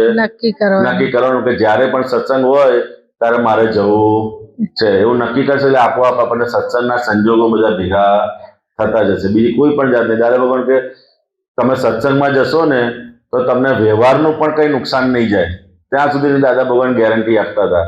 શું કહેતા હતા? તમને વ્યવહારમાં પણ કઈ નુકસાન જશે એની ગેરંટી અમે સત્સંગમાં આવો છો તો કે વ્યવહારમાં તમને નુકસાન થશે એવું પણ બનશે ને ત્યાં સુધી દાદા ભગવાન ગેરંટી આપતા હતા. સમજે? એટલે આ એવો સત્સંગ છે દાદા ભગવાનનો. અમે કેટલાને કહેતા, હું કેટલાને કહેતી કે દાદા ભગવાનનું કે ત્યાં સરસ્વતી વિરીમાં, એટલે કે કેવું હોય દાદા ભગવાનનું, કેવા દાદા ભગવાન કે કોઈને આવી ખબર જ નહીં આ ખબર ના પડતી. હોય બધાને, એવું છે. હા. તો જે આયા હોય ને જેને અનુભવ થયો હોય એને જ એ લોકોને ખબર ખ્યાલ હોય. આવે, બીજા બધાને ખ્યાલ આવે. હું તો હવે એક વાર અહીંયા લપકામણમાં આવી ગઈ એટલે મને તો અનુભવ થઈ ગયો. હા. આ બીજી વાર અહીંયા આવી, પણ આ અહીંયા, જગ્યા ઉપર પહેલી વાર આવી. હા બરોબર છે. એટલે મને એમ થતું કે આ જગ્યા આપણે જોયેલી નહીં, આ જોધપુર તો આગું આપણને ખબર ના પડે, કશું એ આયેલા નહીં એટલે આવું બધું મનમાં પ્રશ્નો થતા હતા. એક ક્યુરિયોસિટી કહેવાય એક જાતની કે શું થશે શું છે. હા. પણ એ તમે બધા સમૂહમાં આવતા હોય અને એ હંમેશા દાદા ભગવાન અને દેવી દેવતાનું બધું રક્ષણ હોય છે. શું હોય છે? કે સત્સંગમાં જાય એટલે દાદા ભગવાન અને દેવી દેવતાનું બધું રક્ષણ આપણને પ્રાપ્ત થતું હોય છે. સમજે? નક્કી કરવાનું આપણે કે જ્યારે પણ સત્સંગ હોય કે આવું કઈ પણ વસ્તુ હોય, કીર્તન થતું હોય, ત્યારે મારે જવું છે. કારણ કે આ એક જ દુનિયાની અંદર એક જ એવું સ્થળ છે કે જ્યાં આપણને આપણી સૌડી સમજણ પ્રાપ્ત થાય. શું પ્રાપ્ત થાય? સૌડી સમજણ. બાકી કોઈ પણ જગ્યાએ તો અવળી સમજણ જ આપનાર છે. કેવી સમજણ આપનાર છે? અવળી સમજણ. કોઈ તમને કઈ બોલી ગયું હોય તો તમે બીજા કોઈને પૂછો તો એમ કે તમે એ 2 બોલ્યા છે ને તમે 4 બોલો કે શું કે 4 બોલો, એનું સહન કરવાનું નહીં. અવળી સમજણ આપનાર છે. પણ આ એક જ માર્ગ એવો છે દાદા ભગવાનનો કે ત્યાં તમને સૌડી સમજણ આપણને પ્રાપ્ત થાય છે. અને એ પ્રાપ્ત કરવા જેવી છે. શું છે? કે જેના થકી જ આપણને સુખી થવાય એવું છે. સમજાય ને? એના થકી જ સુખી થવાય એવું છે. અત્યારે જેટલા પણ બધા દુઃખો છે ને, દાદા ભગવાન કહેતા હતા કોઈ વસ્તુના દુઃખો નથી રહ્યા. અત્યારે જે બધા દુઃખો છે ને, કોઈ વસ્તુના દુઃખો નથી, પણ શેના દુઃખો છે? અણસમજણના દુઃખો છે. કેવા દુઃખો છે? અણસમજણના દુઃખો છે. અણસમજણના દુઃખો એટલે તમને ખબર પડે, અણસમજણ ઊભી થઈ જાય. દાખલા તરીકે તમારું શું નામ કીધું? પ્રાચી. પ્રાચી, તમે અને તમારા બેનપણી હોય, 2 જણ મેરેજમાં ગયા હોય, 2 જણ, અને મેરેજમાં 2 જણને કવર આપે, બરોબર? હવે તમારે બેનપણીના કવરમાંથી 500 ની 3 નોટો નીકળે. કેટલી નોટો? 3. અને તમારા કવરમાંથી 500 ની 2 નોટો નીકળે. તમારી ખાસ બેનપણી હોય એને 3 નોટો નીકળે, તમને 2 નોટો નીકળે. તમને સુખ થાય કે દુઃખ થાય? દુઃખ. હે? કોણે દુઃખ આપ્યું? આપવા વડે દુઃખ આપ્યું? એ તો પાછા માગી લે, લાવો પાછા આપી દો મને. કોણે દુઃખ આપ્યું? 3 નોટો વાળા. દુઃખ આવ્યું ક્યાંથી? દુઃખ આવ્યું ક્યાંથી? દુઃખ તો થાય છે ને. જેવું એનું જોયું કે 3 નોટો મને હારી 2 જાય તો શું થઈ જાય? પેલી ભૂલથી 3 નોટો જતી રહી હોય એવું લાગે આપણને. પણ ના, પેલા તો બરોબર જ આપ્યું, એને 3 જ આપ્યું હોય. તો કઈ કમ્પેરિઝન થયું. શું થયું? કમ્પેરિઝન ખબર પડે ને, એની જો સરખામણી થઈ તો દુઃખ હતું ને એટલે ઊભું થઈ ગયું. એટલે આપણે કોઈ પણ વ્યક્તિ જોડે આપણે કમ્પેરિઝન કરીએ ને, એટલે અત્યારે બધા કમ્પેરિઝનના દુઃખો બહુ છે. સમજાય ને? હશે કે નહીં હોય? કોઈ પણ જોડે કમ્પેરિઝન કરીએ ને કે આને હારો આ સરસ રૂમ મળ્યો, મને હારો આવો અડધો મળ્યો નહીં, તો આપણે પછી આપણી પથારી ગમે નહીં. એવું થતું હશે કે નહીં થતું હોય? કમ્પેરિઝન ક્યાં ક્યાં કરીએ આપણે કમ્પેરિઝન? બોટલ એટલે કપડા કે કઈ પણ વસ્તુ હોય ને, આપણે સરસ 1000 1500 2 જણ લઈને આવ્યા હોય ને કોકના જોયે ને, કમ્પેરિઝન થઈ જાય. શું થઈ જાય? કમ્પેરિઝન. કોઈ પણ જગ્યાએ કમ્પેરિઝન. દાદા ભગવાન કે અત્યારે આવા કમ્પેરિઝનના દુઃખો છે. કેવા દુઃખો છે? બધા કમ્પેરિઝન, અણસમજણના દુઃખો. કેવા? પોતાને બધી જ વસ્તુઓ છે, ખાવાનું ટાઈમે મળે છે, ઊંઘવાની પથારી મળે છે, પાણી ચોખ્ખું મળે, બધું મળે છે, પણ કોકનું જોવે ને આ ચાલો મિનરલ વોટર પીવે છે તો અંદર શું થઈ જાય આપણને? હવે પેલા બહારથી જ ભરી હોય બોટલ, પણ ખાલી પેલી બોટલ જોવે ને એટલે દુઃખ થઈ જાય. આને બોટલ કોને આપી હશે? શું થાય? આ ક્યાંથી બોટલ લઈ આવો મિનરલ વોટરની? કમ્પેરિઝન થાય. થતી હશે નહીં થતી કમ્પેરિઝન બધે? અને એના આધારે જે જગ્યાએ જે મફતના આપણને 1000 રૂપિયા કોઈ આપ્યા તો સુખી થવું જોઈએ ને. આને બદલે શું થાય? આજે મહેનત કર્યા વગર મળે ને પૈસા આપણને 1000 રૂપિયા, એને બદલે કેવા થઈએ છીએ આપણે? દુઃખીના દુઃખી થઈ ગયા કે આવા બધા દુઃખો છે. તો કેવા દુઃખો છે? કમ્પેરિઝન, અણસમજણના દુઃખો છે. કેવા દુઃખો છે? અણસમજણના આધારે દુઃખો ઊભા થઈ જાય છે. બીજું એક તમને ઉદાહરણ આપું કે તમે કોઈ એક કામ કર્યું હોય ઘરની અંદર, દાખલા તરીકે આ બધું સાફ સફાઈ કર્યું હોય, આખું સાફ સફાઈ કરી ચોખ્ખું કર્યું હોય, અને થોડી વાર પછી એ જ જગ્યા પર તમારી બેનપણી સાફ સફાઈ કરતી હોય અને તમે જુઓ કે ચાલો પહેલા મેં આમ જ કરીને મૂક્યું છે અને આ કરે છે, તો તમને સુખ થાય કે દુઃખ થાય? હે? કેમ દુઃખ થાય? કોણે દુઃખ આપ્યું? બેનપણે દુઃખ આપ્યું ને? કોણે દુઃખ આપ્યું? પ્રાચી, બેનપણે દુઃખ આપ્યું ને? પેલા તમે હરખું કરીને મૂક્યું હતું, પાછી સાફ સફાઈ કરે છે, એ તો એની રીતે જ કરતી હોય, એને દુઃખ આપ્યું? હે? આપણી અંદર એ માન્યતા છે કે હું જે કરું છું ને એ પરફેક્ટ કરું છું.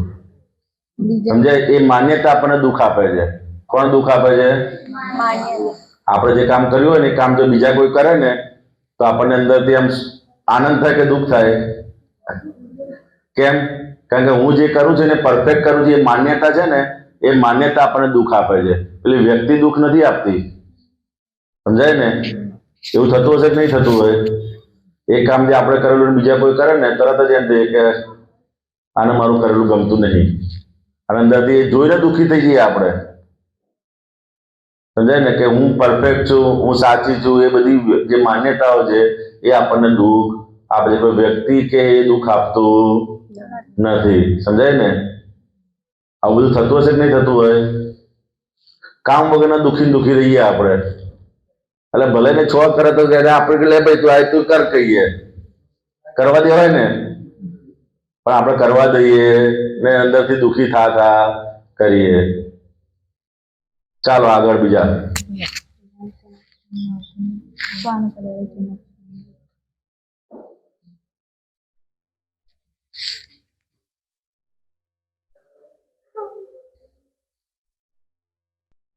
હમણાં જ થાય ને ફિઝિયોથેરાપી? હે? 2024માં થઈ ગયા. અત્યારે પ્રેક્ટિસ પોતાની કે જોબ? જોબ છે, પછી પોતાની કરશો ને? હા, સરસ. આવું ભણવાનું, ડૉક્ટરનું ભણે, ફિઝિયોથેરાપી ડૉક્ટર, પછી પેલું હોમિયોપેથી, આયુર્વેદિક ડૉક્ટર, એવું નહીં કે MBBS પેલું થવાનું. કોઈ પણ ડૉક્ટરની લાઈન લેવાની. તમારે લેવાની છે? સાયન્સ લાઈન લીધી છે? હતું? હતા શેમાં? કયું? BSc. તારે એટલે કયું ભણી? પણ બધા ભણેલા છો? હા, કોમ્પ્યુટર, BSc, પછી પાછળ સાયન્સવાળા BSc ચાલુ છે, ફર્સ્ટ યર, પછી પાછળ હે કયા યરમાં? Third year. પછી સાયન્સ લાઈન પાછળ હવે લેવાની છે ને? કમ્પ્લીટ શું એન્વાયરમેન્ટ એન્જિનિયર થઈ ગઈ? તો બહુ નાની લાગે છે ને તું તો. એન્જિનિયર થઈ ગઈ તો કેટલી નાની લાગે છે તું તો. 12મામાં 12મામાં એવું લાગે. પછી પાછળ 11 કોમર્સ. તમારે પાછળ? હા, એટલે શું ભણ્યા?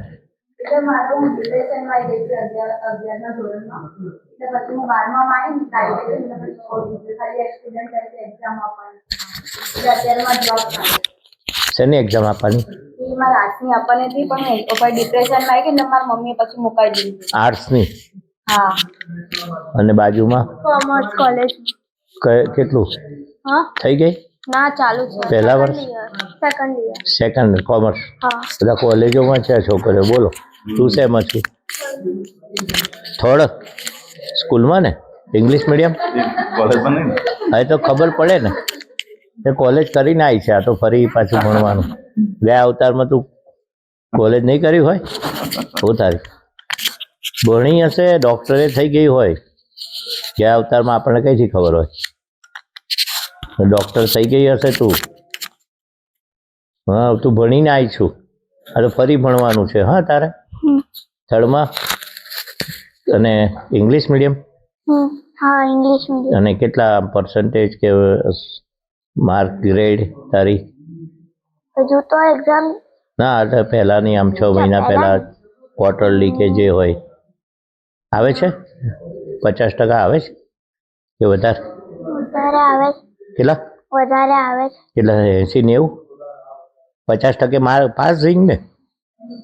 50% પાસિંગ માર્ક ને? તો આવે છે કેટલા? 80? હા, 80 જેવા. હા, 100માંથી 80 માર્ક આવે તો 90? 100માંથી 80 આવે એટલે 80 કહેવાય. ગુજરાતી મીડિયમ છે તું? તો એ તો કહું છું 100માંથી કેટલા આવે છે? 100 માંથી તો 90? 80 અબાઉ?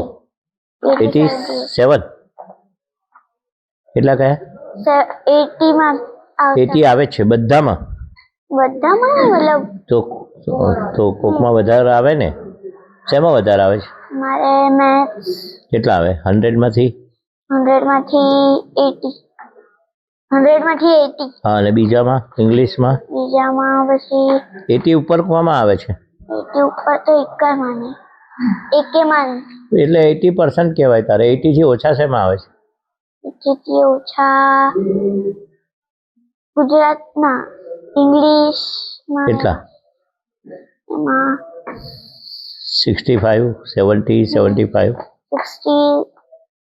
67 એટલા. 67. પછી બીજા શેમાં ઓછા આવે? બીજા એકેમાં. એકમાં જ આવે છે. કેમ એવું? ઓછા આવવાનું કારણ શેમાં ઓછા આવે છે? લેંગ્વેજ કઈ કઈ? બીજી પછી ઇંગ્લિશમાં ઓછા આવે છે? ઇંગ્લિશ અને ગુજરાતીમાં બેવમાં ઓછા આવે છે. તો પછી 80% ના થાય તારા. બધામાં 80 આવે તો જ 80% થાય. એટલે એકમાં કોમાં વધારે આવતા હશે? 90, 95 કશાકમાં આવે છે? 80 ઉપર આવ્યા કે ના? તો પછી પર્સન્ટેજ તો ઓછા. ગ્રેડ કયો આપે છે? A, B? તું A ગ્રેડ છે? હા, A ગ્રેડ ને?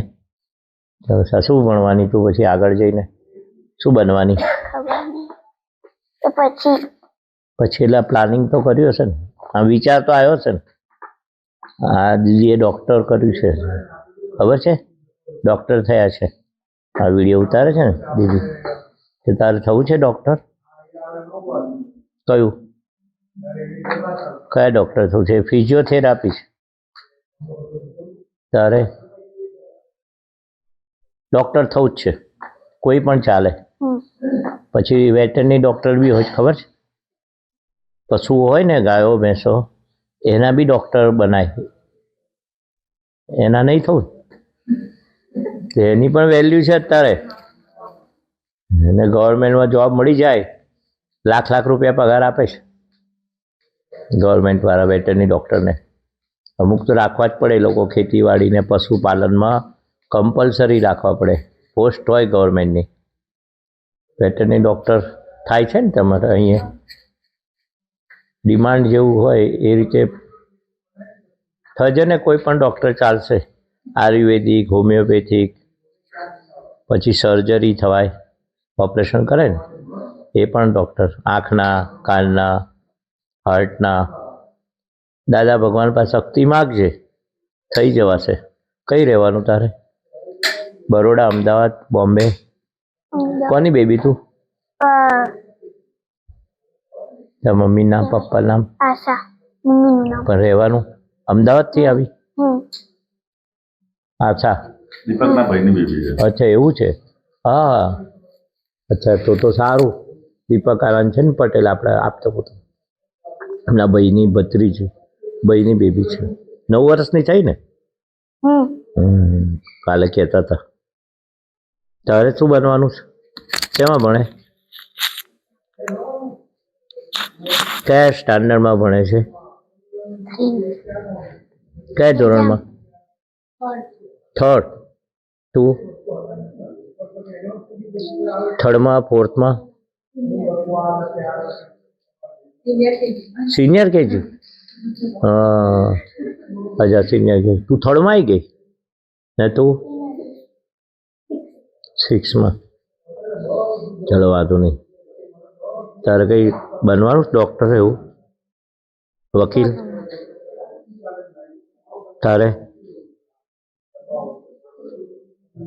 શું ભણીશ તું? આઈટી એન્જિનિયર, કોમ્પ્યુટર એન્જિનિયર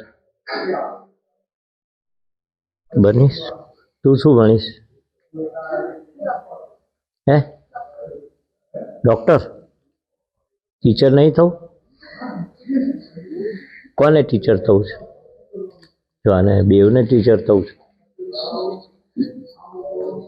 સરસ સરસ. જય સચ્ચિદાનંદ. જય સચ્ચિદાનંદ. આ દુનિયામાં સર્વે જીવને, આ દુનિયામાં સર્વે જીવને સુખ ને શાંતિ હોજો રે. સુખ ને શાંતિ હોજો રે. આ દુનિયામાં સર્વે જીવને, આ દુનિયામાં સર્વે જીવને સુખ ને શાંતિ હોજો રે. સુખ ને શાંતિ હોજો રે. મનથી પણ કોઈ જીવનું બોલું, મનથી પણ કોઈ જીવનું બુરું વિચારે ના હોજો રે. વિચારે ના હોજો રે. સામાને ઉપકારક બુદ્ધિ, સામાને ઉપકારક બુદ્ધિ અહિંસક ચિંતવન હોજો રે. અહિંસક ચિંતવન હોજો રે. આ દુનિયામાં સર્વે જીવને, આ દુનિયામાં સર્વે જીવને સુખ ને શાંતિ હોજો રે. સુખ ને શાંતિ હોજો રે.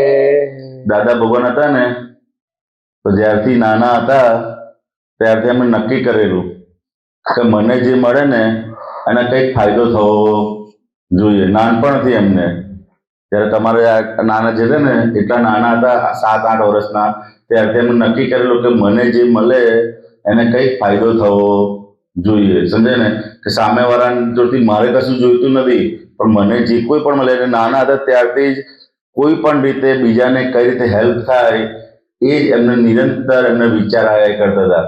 એ ક્યાંય પણ જતા હોય ને બીજા કંઈ કામ માટે, તો પૂછે કે ભાઈ તમારે કંઈક કામ હોય તો કહેજો. સમજાય ને, કે આ દુનિયામાં સર્વે જીવને સુખ ને શાંતિ હોજો રે. મનથી પણ કોઈ જીવનું બુરું વિચારે ના હોજો રે. આ કૂવાની અંદર તમે પડઘો ફેંકો અંદર, તું ચોર છે, તું ચોર છે, તો સામે શું પડઘો આવે? હે, ક્યાંથી આવ્યો પડઘો? ક્યાંથી પડઘો આવ્યો? અંદર કોઈ બેઠું હશે, બોલતું હશે ને સામે કૂવામાં? હે, આપણો જ અવાજ પાછળ. તો દાદા ભગવાન કહે આ જગત કેવું છે? તો કૂવા જેવું છે. કેવું છે? તમે જેવું ફેંકશો એવું સામે પાછું આવશે. તું ચોર છે, તું ચોર છે એવું સાંભળવું ગમે આપણને? એવું ના ગમે તો શું બોલવાનું? શું બોલશો તમે? તો રાણી છે, શું બોલશો? સારું લાગે ને? તું રાજકુમારી છે એવું બોલે, તરત જ અંદર કેવો આનંદ થાય ને. દાદા ભગવાન કે જેવું તમે જેવું સામે પડઘો નાખશો એવું સામે આવશે. એટલે કે ક્યારેય પણ કે આપણે પ્રાતઃ વિધિની અંદર બોલે કે પ્રાપ્ત મન વચન કાયાથી આ જગતના કોઈ પણ જીવને કિંચિત માત્ર પણ દુઃખ ન હો ન હો ન હો. તો કે ભાવના કરીશું ને તો ધીરે ધીરે ધીરે આપણને દુઃખ આવતા બંધ થશે. સમજાય ને? તમને તો કોઈને દુઃખ આવતા નહીં હોય ને અત્યારે? કઈ કઈ જગ્યાએ દુઃખ આવે છે? એક બોલો બધા. આજે તને ક્યાં દુઃખ જેવું લાગે છે? કોઈ રિમોટ લઈ લે તો, કાર્ટૂન જોતા હોય, રિમોટ લઈ લે તો શું થાય? દુઃખ થાય. પછી બીજા તને ક્યાં લાગે? મમ્મી બહુ કામ બધાય કરે તો મમ્મીને પ્રસાદી પડે ને, બરોબર, ત્યારે શું થાય? દુઃખ થાય. બરોબર. બીજા તને ક્યાં દુઃખ આવે? દુઃખ તો આવે જ નથી આવતા બધાને. દરેક જગ્યાએ આપણું ધાર્યું ના થાય એટલે આપણને દુઃખ જેવું લાગે. ધાર્યું થાય તો મજા આવે. સમજાય ને? દુઃખ તો બધાને આવે જ છે. દુઃખ આવે છે કેમ? તો કે આપણે પહેલા દુઃખ આપેલું છે એના લીધે આવે છે, નહીંતર આવે નહીં આખી જિંદગીમાં. દાદા ભગવાન તમે જેવું આપશો એવું સામે તમને મળશે. એટલે કે મનથી પણ કોઈનું જીવનું બુરું વિચારે ના હોજો રે. મનથી પણ જો કોઈને દુઃખ આપ્યું તો એ સામે પાછું આવશે. સમજાય ને? ભગવાન મહાવીર સમયની એક વાત છે. ભગવાન એક જગ્યાએ વિચારતા હતા અને ત્યાં આગળ એવી સિસ્ટમ હતી કે પેલા બકરો હોય ને, બકરો કે પાડાની બલી ચડાવે. શું કરે? એને મારે, કાપે. ભગવાન ત્યાંથી વિચારતા હતા અને ત્યાં એક જણે પૂછ્યું કે ભગવાન આ લોકો જે આ બકરાને કાપે છે તો કે એનું શું પરિણામ આવશે, એનું શું હાલત થશે એમની? તો ભગવાને શું કીધું? તો કે એને કાપે છે ને એ આ બધા જીવો નરકમાં જશે. એટલે પેલાને એમ થયું કે આવું બધું હું કાપીશ, નરકમાં જઈશ. એટલે એને શું કર્યું? તો કે બકરાની જગ્યાએ એને શું રાખ્યું કે એવું પેલાનું આર્ટિફિશિયલ બનાવ્યું, માટીનું બનાવ્યો પાડો કે બકરો, અને પછી એને કાપવા માંડ્યો. શું કર્યું? એને કાપવા માંડ્યો. 6 મહિના પછી ભગવાન પાસે ત્યાંથી જતા હતા એટલે ફરીથી પૂછ્યું કે ભગવાન હવે તો આ બકરાને મારતો નથી, ખાલી આ પાડાને કાપે છે, આવી રીતે કાપે છે આર્ટિફિશિયલ માટીનો બનાવીને, તો હવે એનું શું આવશે ફળ? શું કીધું છે ભગવાને? સ્વર્ગમાં જશે. એવું ના, ભગવાન કે તો પણ એ નર્કમાં જશે. તો કેમ? તો કે જો એને મનમાંથી અંદરથી જે મારવાનો ભાવ છે ને એ નીકળ્યા નથી. મારું મારું મારું.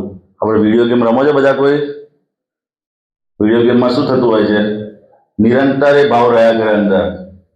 જે લોકો પેલું પબજી કે શું હોય છે બધું, છોકરાઓ બધા રમતા હોય છે, છોકરીઓમાં ખબર નહીં મને. એ વિડીયો ગેમની અત્યારે તમે જુઓ ને તો મેક્સિમમ એ વિડીયો ગેમ રમતા રમતા નિરંતર આને મારું, આને મારું, આને મારું, આને મારું, નિરંતર અંદર હિંસાના ભાવ અંદર ઊભા થયા જ કરે. અત્યારે બધી ગેમો પણ એ રીતની આવતી હોય છે. હિંસક ભાવ ઊભા થાય એટલે પોતાને દુઃખ આવવાનું. એટલે કે મનથી પણ જો કોઈને મારવાનો વિચાર કર્યો ને, કે દુઃખ આપવાનો વિચાર કર્યો તો સામે આપણને દુઃખ આવી જાય. આને બતાવી દઉં છું, આને આ કરી દઉં છું, એવું તમને લોકો ના થાય ને બધાને? વિચાર થાય તો પછી શું કરો?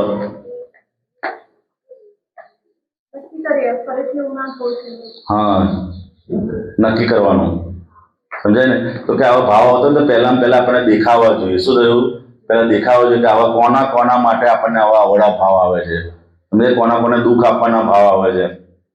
ત્યારે તમે કોઈને બતાવી દેવું ધારીને કરે ને એની પાછળ આપણે ભટકવું પડે. એટલે કે મનમાં જો આવા અવળા વિચાર આવતા હોય તો ખાસ મનની અંદર પણ ચેતી જવાની જરૂર છે. સમજાય? કે મનથી પણ કોઈ જીવનું બુરું વિચારે ના હોજો રે. સામાન્ય ઉપકારક બુદ્ધિ, અહિંસક ચિંતન હોજો રે. ઉપકારક બુદ્ધિ એટલે શું? તો કે કેમ કરીને સામાનું કલ્યાણ થાય.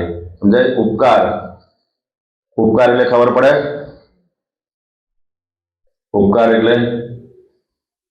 ઉપકાર કોને કહેવાય? કોઈ આપણને કઈ પણ વસ્તુની હેલ્પ કરી હોય તો એનો આપણી પર ઉપકાર કહેવાય. દાદા ભગવાન તો ત્યાં સુધી કહેતા હતા કે અમને અમારા જીવનની અંદર કોઈએ એક કપ ચા, કેટલી ચા, એક કપ ચા પીવડાવી હોય તો કે એનો ઉપકાર અમે આખી જિંદગીભર ભૂલીએ નહીં. શું કહેતા હતા? બોલો વાક્ય.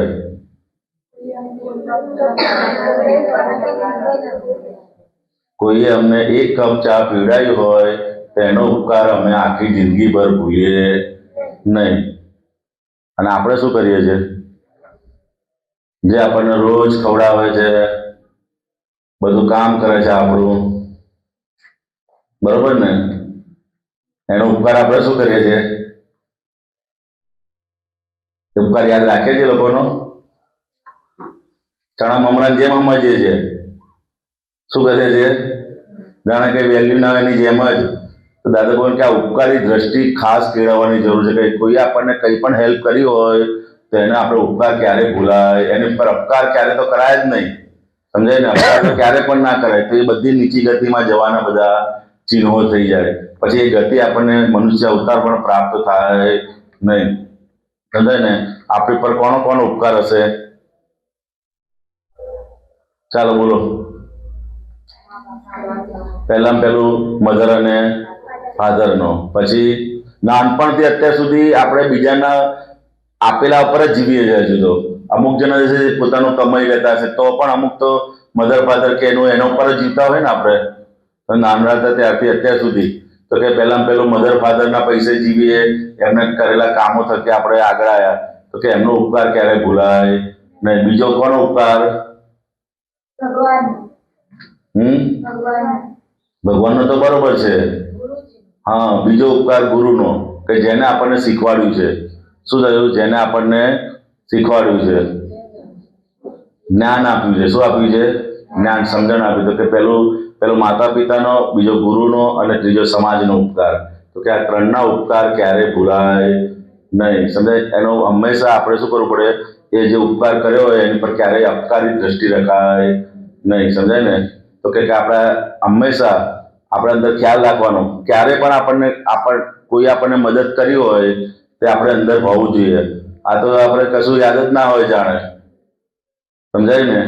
એ અંદર એ ઉપકારી દ્રષ્ટિ હશે ને તો અંદર ખ્યાલ આવે. દાદા પણ મને તો આ વાક્ય જયારે હું સાંભળું ને ત્યારે આશ્ચર્ય લાગે કે એક કપ ચા, ખાલી એક કપ ચા પીડે એનો ઉપકાર અમે આખી જિંદગીભર ના ભૂલીએ.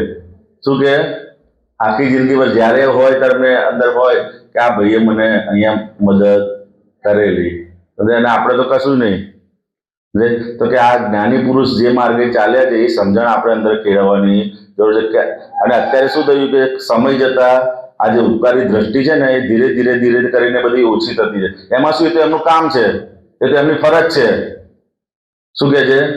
અને લોકો એવું જ્ઞાન આપી જાય એટલે મમ્મી પપ્પાને તો ફરજ જ છે ને, હવે તેમને તો કરવું જ પડે ને. એમને મારી માટે નહીં કરે, કોની માટે કરશે? ના, એવું નથી. સમજાય ને? એ એમની ફરજ એ ચૂક્યા નથી તો આપણે આપણી ફરજ શું કામ ચૂકવાની? આપણી ફરજ શું છે? એમને આપણને જે કર્યું હોય એનો આપણે ઉપકારી દ્રષ્ટિ અંદર કેળવવાની જરૂર છે. સમજાય ને? એવું કોઈ ઉપકાર કરે ને એની સામે આપણે આવું બોલીએ ને તો મહા ઉપકારી દ્રષ્ટિ કહેવાય. તો કે આ ઉપકારી દ્રષ્ટિ એટલે કે સામાન્ય ઉપકારક બુદ્ધિ, અહિંસક ચિંતન હોવું જોઈએ. ચિંતન પણ કેવું હોય છે? અહિંસક. કોઈને પણ દુઃખ થાય એવું ચિંતન થવું જોઈએ નહીં.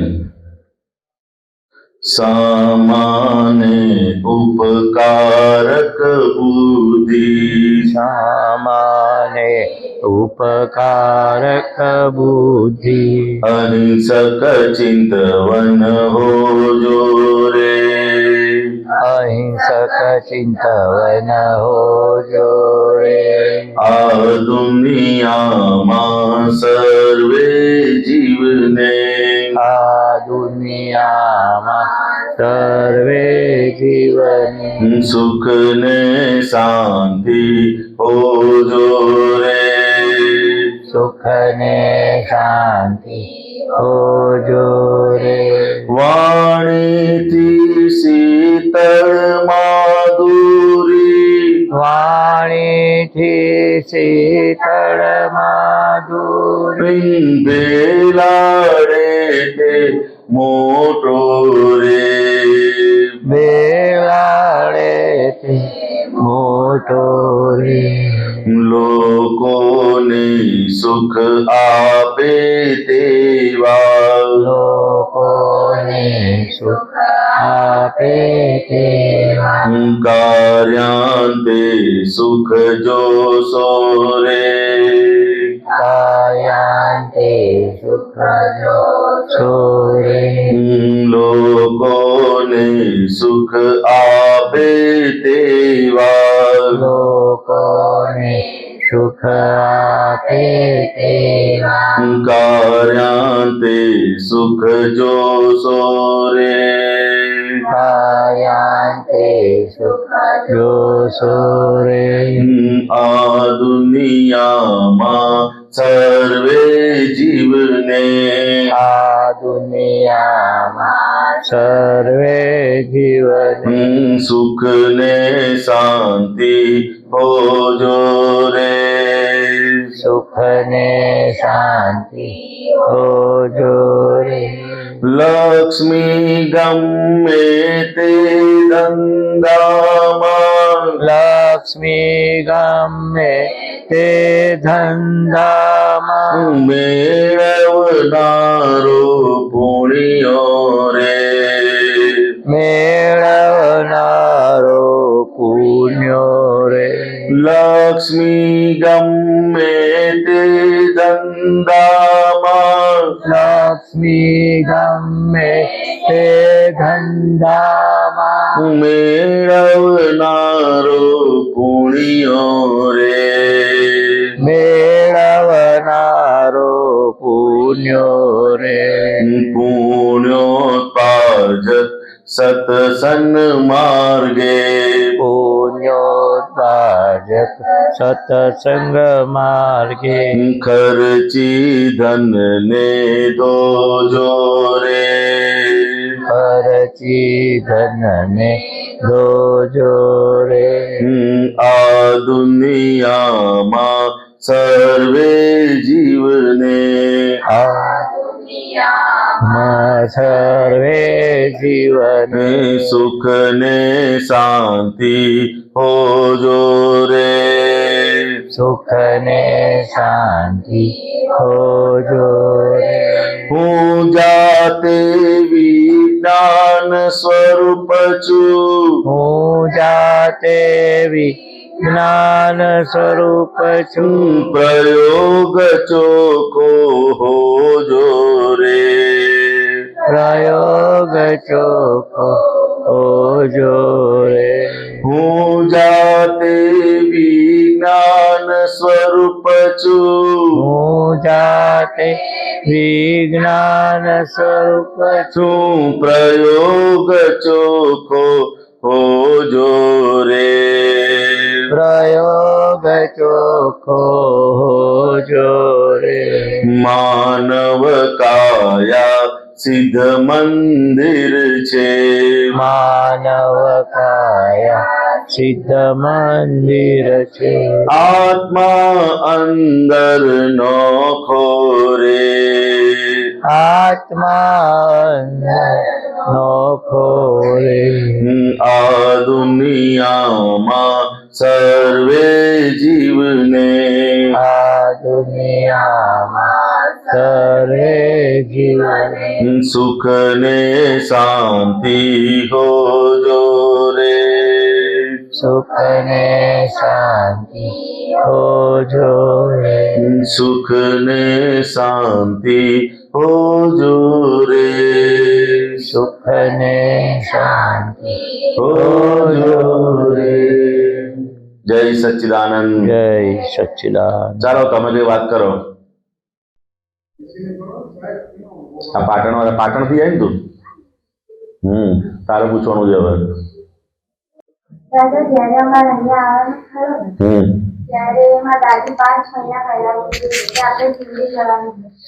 મેં વિચાર્યું પહેલા કે હું ત્યારે સૂતી હતી પહેલા કીધું હતું તો ત્યારે મેં વિચાર્યું કે હાલ જવાનું છે મેં ના પાડી દીધી પછી બાય ફોન પર મારી પિયાને કીધું કે નહીં આવવાની પછી કે એનો ભાઈ તીર્થ પણ આવવાનો છે તો મેં કીધું કે આવવાનો છે તો વિચારું સવારે ઉઠીને કહું પછી બા કે હાલ નહીં 5 મહિના પછી જવાનું છે. તો મેં કીધું તો પછી આવીશ. પછી વિચારો આવી જાય એના કે લાઈક આપણે જઈશ, મજા આવશે મને, પણ ત્યાં મને ફાવશે નહીં ફાવે. રાજસ્થાનમાં તો પાણીની કમી છે, તો મેં કીધું ત્યાં પાણી પીવાનું મળશે કે નહીં મળે. પછી એવા વિચારો આવી જાય અને એક્સાઇટમેન્ટ પણ હોય કે મજા પણ આવશે. એવું કેમ? લો મહેશ આનંદજી કહે છે તમને. આપણું મન છે ને એ બે બાજુ બતાવે કે આમ મજા આવશે ને પછી તકલીફ એ પડશે. એટલે મનનો સ્વભાવ એવો છે, જમવા બેસે ને તો આવું હશે તેવું હશે, ભાવશે કે નહીં, આટલું ભાવશે, દાળ નહીં ભાવે, શાક નહીં ભાવે, સારું કે ના ભાવે તો સારું કે ખરાબ. ખરાબ. ખાવા માટે તો આપણને જે મળે ખાવા માટે જીવે છે નહીં. નહીં, આપણને જે મળે એ ખાઈ લેવું જોઈએ, કેમ કે દરેક વસ્તુમાં અલગ અલગ પોષણ હોય. આપણા હિસાબથી ખાવાનું આવે છે તો આપણે ઓછું ખવાય, ના ભાવતું હોય ને ભાવતું હોય તો કેટલું બધું ખાઈ જઈએ. કાલે દૂધ આપ્યું, ગરમ ગરમ જલેબી આપી, ખાઈ ગયા કે ના ખાઈ ગયા? મેં તો 7 જલેબી ખાધી, 2 ગ્લાસ મોટો સ્ટીલનો. કોઈ ખાધી નહીં જલેબી? કોને ખાધી? કેટલી ખાધી? 2 છે, 3 પછી 3 વધારે, 3 થી વધારે 5 ખાધી કોઈ નતા આપતા? વધારે જેટલી જોઈએ 25 ખાવી તો 25 આપે. 2 વાર, 3 વાર, 4 વાર, 5 વાર, 10 વાર લઈએ 25 થઈ જાય.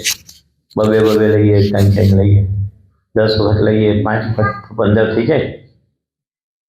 તે ખાધી બહુ ફાઇન નથી છે. એટલે મનનું કેવું છે, ભાવતું હોય ને તો આપણે ખુશ થઈએ, એટલે વધારે ખવાઈ જાય. મને તો ડાયાબિટીસ હતો તોય મેં તો 7 ખાધી. શું કરું, બહુ ભાવતી હતી. દૂધ પણ કેટલું આમ કેસરવાળું હતું, મલાઈ નાખી અમે અંદર બેસીએ, ઉપરથી આમ મલાઈ કાઢીને આપી. મલાઈવાળું દૂધ બહુ ભાવે, કેસરવાળું, મલાઈવાળું. એટલે ના ભાવતું આવે તો ઉલટું સારું, આપણું પેટ ખાલી રહે. પેટ ખાલી રહે તો જાગૃતિ વધે, તબિયત સારી રહે. લોકો ડાયટિંગ કરે છે, જ્યારે ના ભાવતું આવે તો ડાયટિંગ કરી લેવાનું, સારું નહીં ને. વગર ફીએ ડાયટિંગ થઈ જાય. કેટલું અત્યારે ડાયટિશિયન ડૉક્ટર ભણે છે, એવું હોય છે ને ભણવાનું તમારે. કેટલું પૈસા લે છે ડાયટિશિયન. તમે આ ખાઓ, આ ના ખાઓ, આટલું ખાઓ, આ ટાઈમે ખાઓ. તો બનવાનું છે ડાયટિશિયન તમારે માંથી. બનાય એવું કશું નહીં. 12મા પછી સાયન્સ લઈને લેવી પડે એમાં.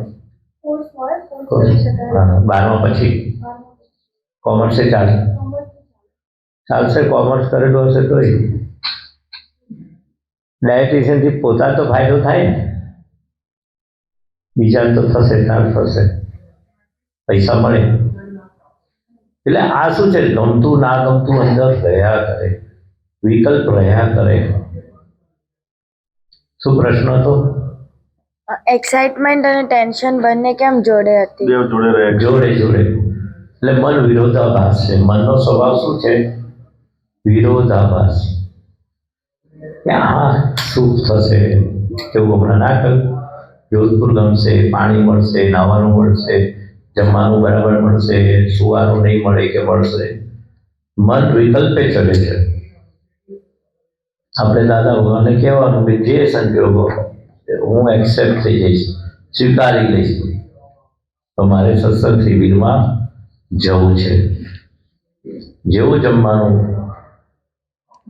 આજે શું ખાધું બપોરે? જમવામાં શું હતું? ભીંડાનું શાક, રોટલી. ભીંડાનું શાક અને રોટલી. અને મગની દાળ અને મગની દાળનો શીરો હતો. શીરો હતો ને દાળ શેની હતી? એ મગની શીરો એ મગનો તુવેરની દાળ નથી. હા, તો શીરો શેનો હતો? મગનો. મગનો જ હતો, મગની દાળનો. તો ભાઈઓ બધા ભાઈઓ અને ભીંડાનું શાક. છોકરાઓ તો ભીંડાનું ભાવે જ છે. ભાઈ કેટલો લીધું? છોકરાઓને બધું ફેવરેટ છે. ભીંડાનું શાક નાના છોકરાઓને, તમે મોટાઓને ફેવરેટ ખરું? ભીંડાનું કારેલાનું ફેવરેટ નહીં? મારું ફેવરેટ છે. જો આનું ફેવરેટ છે, તારું ફેવરેટ છે ને? મને બહુ ભાવે કારેલાનું. કેમ ભાવતું હશે? બનાવવાની રીત એવી હોય, ગોળ પર ચટ્ટું ને થોડુંક ગ્રેવી નાખે. તો કારેલાનું શાક, ડૉક્ટરો શું કહે છે, તમે કારેલાનું શાક ના ખાઓ ને તો એ કડવી ગોળી ખાવી પડશે. દાદા ભગવાને શું કર્યું? સૌરસી ખોરાક. તો મગનો શીરો વધારે ભાવે એટલે ખાઈ નાખ્યો.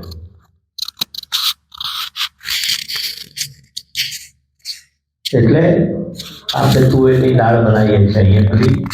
આ દાળ બનાવે છે તુરો રસ, તીખો, ખારો, સ્વીટ વાળો, મીઠો, કડવો, સમરસી ખોરાક 6, 10 દરેક પ્રમાણમાં જવા જોઈએ. બહુ જ બધાને મરચું બહુ જ ભાવતું હોય, બધું પ્રમાણસર સમરસી. અને ગમે તેવું આ તો તમે આવવાનું અહીં શું થશે, પાણીનું શું થશે, તો ભણવામાં કોલેજમાં છે ને તું શેમાં છે? 7th standard. એટલે કોલેજમાં આવીશ ને 11th 12th પછી કોલેજ કરીશ ને, તો કોલેજમાં કેવી રીતે શું કરીશું? મારી ફ્રેન્ડ સર્કલમાં હશે કે નહીં કોઈ? મારી લાઈન હું લઈશ તો મને સક્સેસ જઈશ નહીં કે જઈશ કે નહીં? પછી મારું કેરિયર આગળ શું થશે બધું મન બતાવે ને.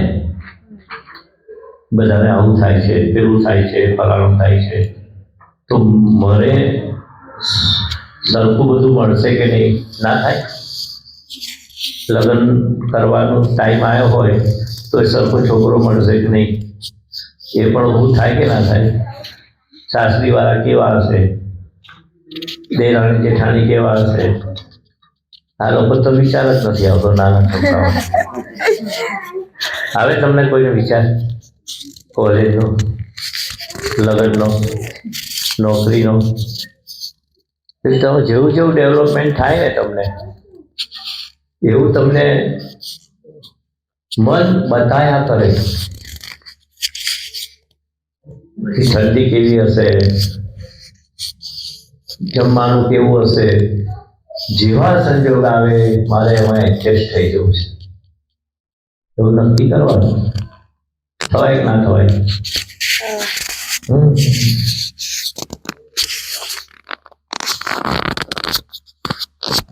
કોને રમવા જવું છે કે નથી રમવું? રમવા કોને જવું નથી? જવું નથી. પછી બીજા કોને નથી જવું? એક જ જણ. પ્રોબ્લેમ છે તને? સત્સંગમાં બેસવું છે, બહાર ઠંડી છે, તો બધા તો કહે છે જવું છે. તું એકલી ના પાડે તો પછી શું કરવાનું? તું નહીં રમે પછી આ બધા રમીએ તો તું રેફરી તરીકે રહેવાનું.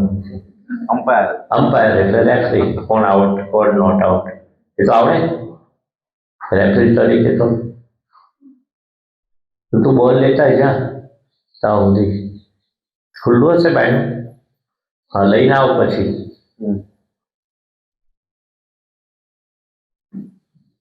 રમવું તો પડે ને. હવે થોડું એક્સરસાઇઝ થાય. બોલો, રમવાનું પણ એડજસ્ટમેન્ટ છે. તું એકલી જ ના પાડે એકમાં નથી રમવું, દેટ ઇઝ નેગેટિવ. આપણે દરેક સંજોગોમાં એડજસ્ટ થઈ જવાનું. જે આપણો અહિતકારી સંજોગ હોય, આપણું અહિત થતું હોય, તને કશે પગે તને વાગ્યું હોય કે રમવાથી તને દુખાવો થતો હોય વધારે, તારું કમર પકડી ગઈ હોય કે બીજો કોઈ પ્રોબ્લેમ હોય તો તું ના રમે તો બરાબર છે, એનો વાંધો નથી. કંઈ પણ હોય ને અંદર કે રમવાથી મને ખાલી ચડી જાય, પગે આંટી પડી જાય છે કે શું થાય છે, તારે અમ્પાયર તરીકે રહેવાનું, ચાલે ને? એડજસ્ટ થયું. આપણે બધા સાથે ભળી જવાનું, એકલા નહીં પડવાનું, એ કુસંગમાં નહીં પડવાનું. હા, સત્સંગ માટેનું એડજસ્ટ. મમ્મી કે જાદુગરનો ખેલાયો છે, તારે ભણવામાં ડિસ્ટર્બ ના થાય, વાંચવામાં ડિસ્ટર્બ ના થાય તો વહેલું વાંચી જાઓ. તારે ચલો અમારી સાથે ફરવા આવવાનું છે, તું કે મારે નથી આવવું મમ્મી, તો શું થાય? મમ્મીને કેવું લાગે કે આ તો ના પાડે. મમ્મી પપ્પા સાથે, ફ્રેન્ડ સાથે, બધા સાથે આપણે એડજસ્ટ થઈ જવાનું, જમવા સાથે એડજસ્ટ થવાનું. નથી ભાવતું બોલવાનું નહીં. તમે જમતી વખતે તમને કારેલાનું શાક ના ભાવતું હોય ને તો દાદા કહે છે થોડું અથાણું લઈ લેવાનું, ગોળ લઈ લેવાનો.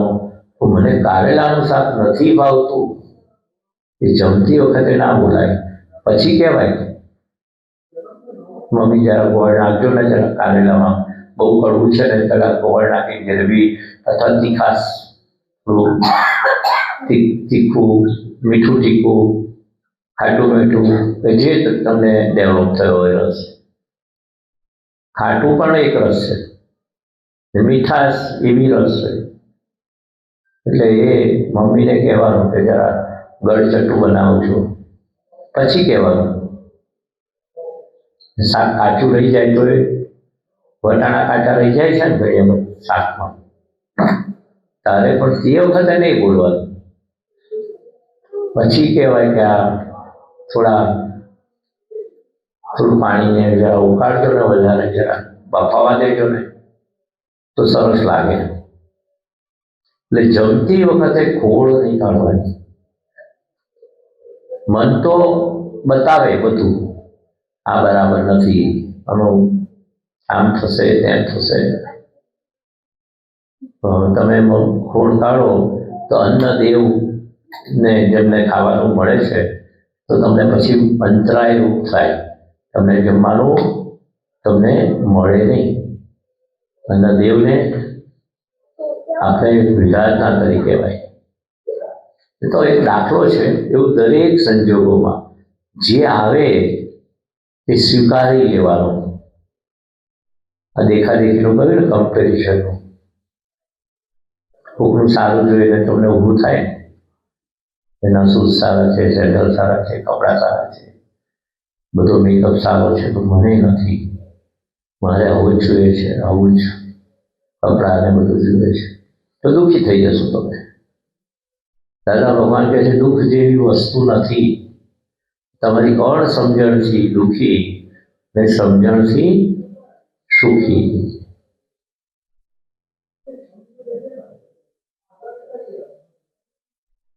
આ ડૉક્ટર થઈ ગયા છે તો તમને થાય ને કે મારે ડૉક્ટર થવું છે ને, કેવી રીતે થયા?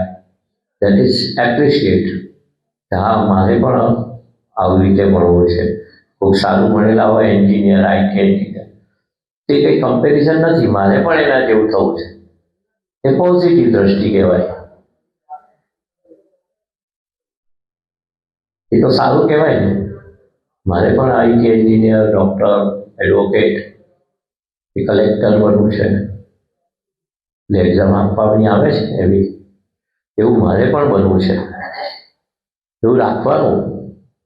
એ બી પોઝિટિવ દ્રષ્ટિ છે આગળ વધવામાં. પણ નેગેટિવ દ્રષ્ટિ કાઢી નાખવાની.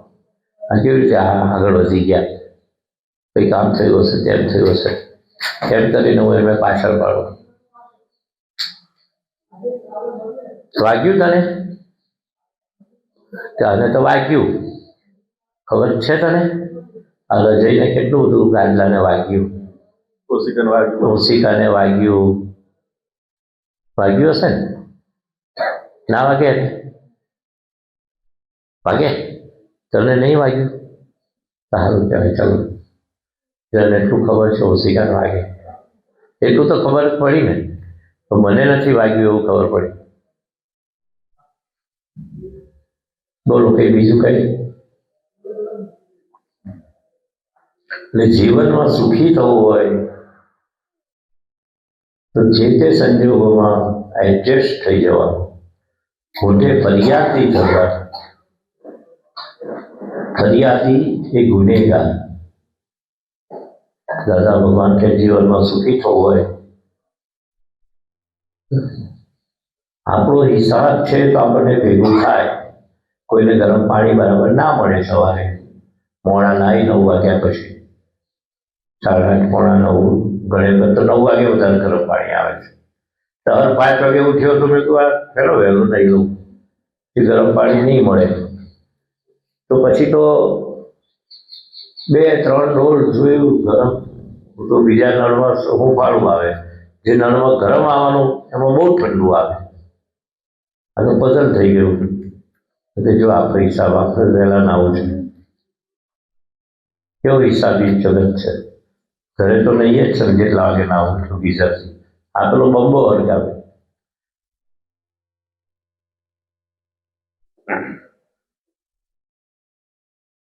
એટલે આપણે ખાસ એડજસ્ટમેન્ટ, જીવનમાં સુખી થવું હોય, જે સંજોગો તમને બાંધ્યા એમાં ફરિયાદ ના કરીએ. જરા મોરી આવી, કડક ના આવી, ઉકાળો બરાબર ના આવ્યો, આપણે ઓછી ચા પીવાય, ઓછું ઉકાળો પીવાય, એડજસ્ટ થઈ જવાનું. પછી જલેબી અને કેસરવાળું દૂધ સરસ આવ્યું તો એડજસ્ટ નહીં થઈ જવાનું. તો 8-10 જલેબી જતી રહે, 2-3 ગ્લાસ દૂધ જતું રહે. ત્યાં પાછું નક્કી કરવાનું. સવારે ઉઠવામાં તકલીફ પડે પછી ઊણોદરી કરવી છે, એમ કે ઊણું ખાવું છે. સવારે જે છે ને તકલીફ થઈ જાય. શું તકલીફ પડે ખબર છે? ઝાડા થઈ જાય. વધારે દૂધ પીવું, વધારે જલેબી ખાઓ તો શું થાય? તકલીફ પડે ને, તબિયત પર અસર પડે. એટલે બધું માપસર, નોર્માલિટી. ભણવામાં પણ નોર્માલિટી. આખી રાત જાગો, પરીક્ષા દાડે તે પરીક્ષામાં જોકા આવે કે ના આવે, યાદ ના રહે. હા, જે નોર્માલિટી હોય તમારી 10, 11, 12 વાગ્યા, 3-4 કલાક તો 4-5 કલાક ઊંઘ જોઈએ ને.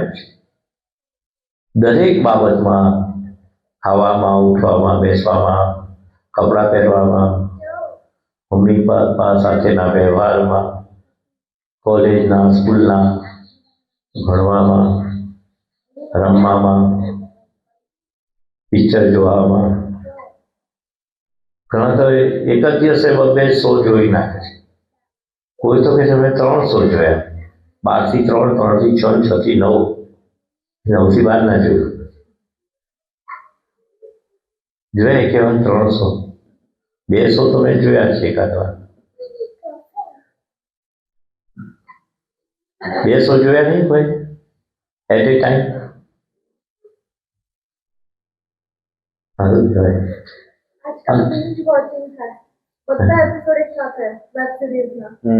શું એટલે શો સીધા ના આવે, પણ એક વેબ સિરીઝ હોય ને એના બધા 10 એપિસોડ હોય ને તે 10-10 જોડે જોઈ લે મોબાઈલમાં? હા. હવે તો 10, 15, 20 મિનિટ ના હોય, અડધો અડધો કલાક એવા 10 જોઈ લે. હા. પોતાની એટલે 5 કલાક થઈ ગયા. 10 જોઈએ તો 5 કલાક થઈ ગયા. હે રાતના જોયેલા તમે? કેટલા? સામટા 3, 4, હે 5, 15, 5 એટલે અઢી કલાક, અડધો કલાક થાય. એટલે બીજા કોઈ? હવે તો પિક્ચર મોબાઈલમાં જ આવે છે ને. તમે કોઈ એપિસોડ અડધો કલાક વાળા સતત આમ એક જાય પછી બીજું તો લાવવું ના પડે, તરત આવી જાય. સિલેક્ટ કરવું પડે આપણે એની આવે પણ હવે એ આગળ જવા દેવા પેલું પાછળ જોઈએ આગળ વાળું ગમતું હોય તમારે કોઈ જોયા નહીં આમટા બોલતા કે આમને કેવું કહી દીધું 3 જોયા ત્યાં કેટલા જોયા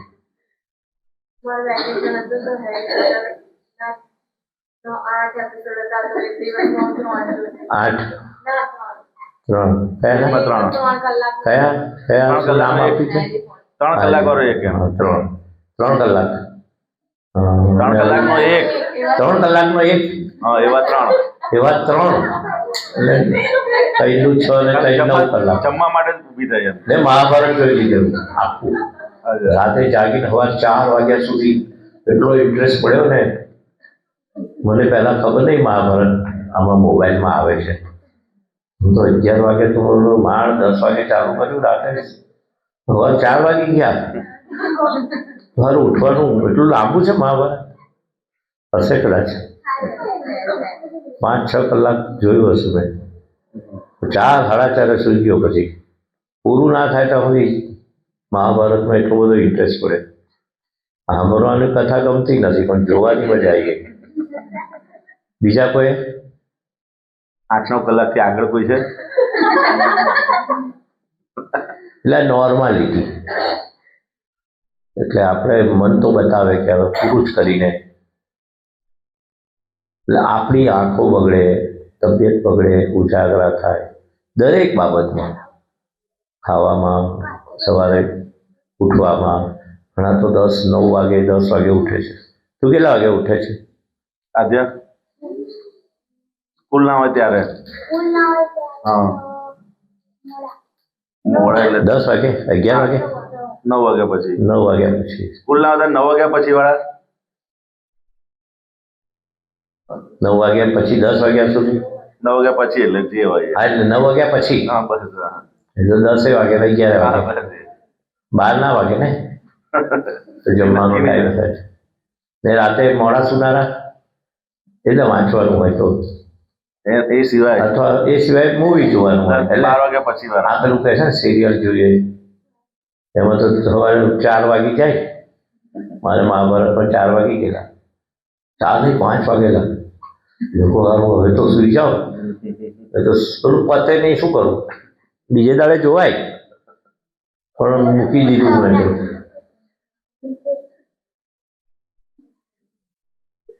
ચાલો રમવા જવું છે ને ભાઈ અડધો કલાક બાકી નમો આ એક ગેમ અહીં રમાડી લઈએ પછી હા હા એક ગેમ રમાડી લો આવો લો બસ આપણે કરી દેવું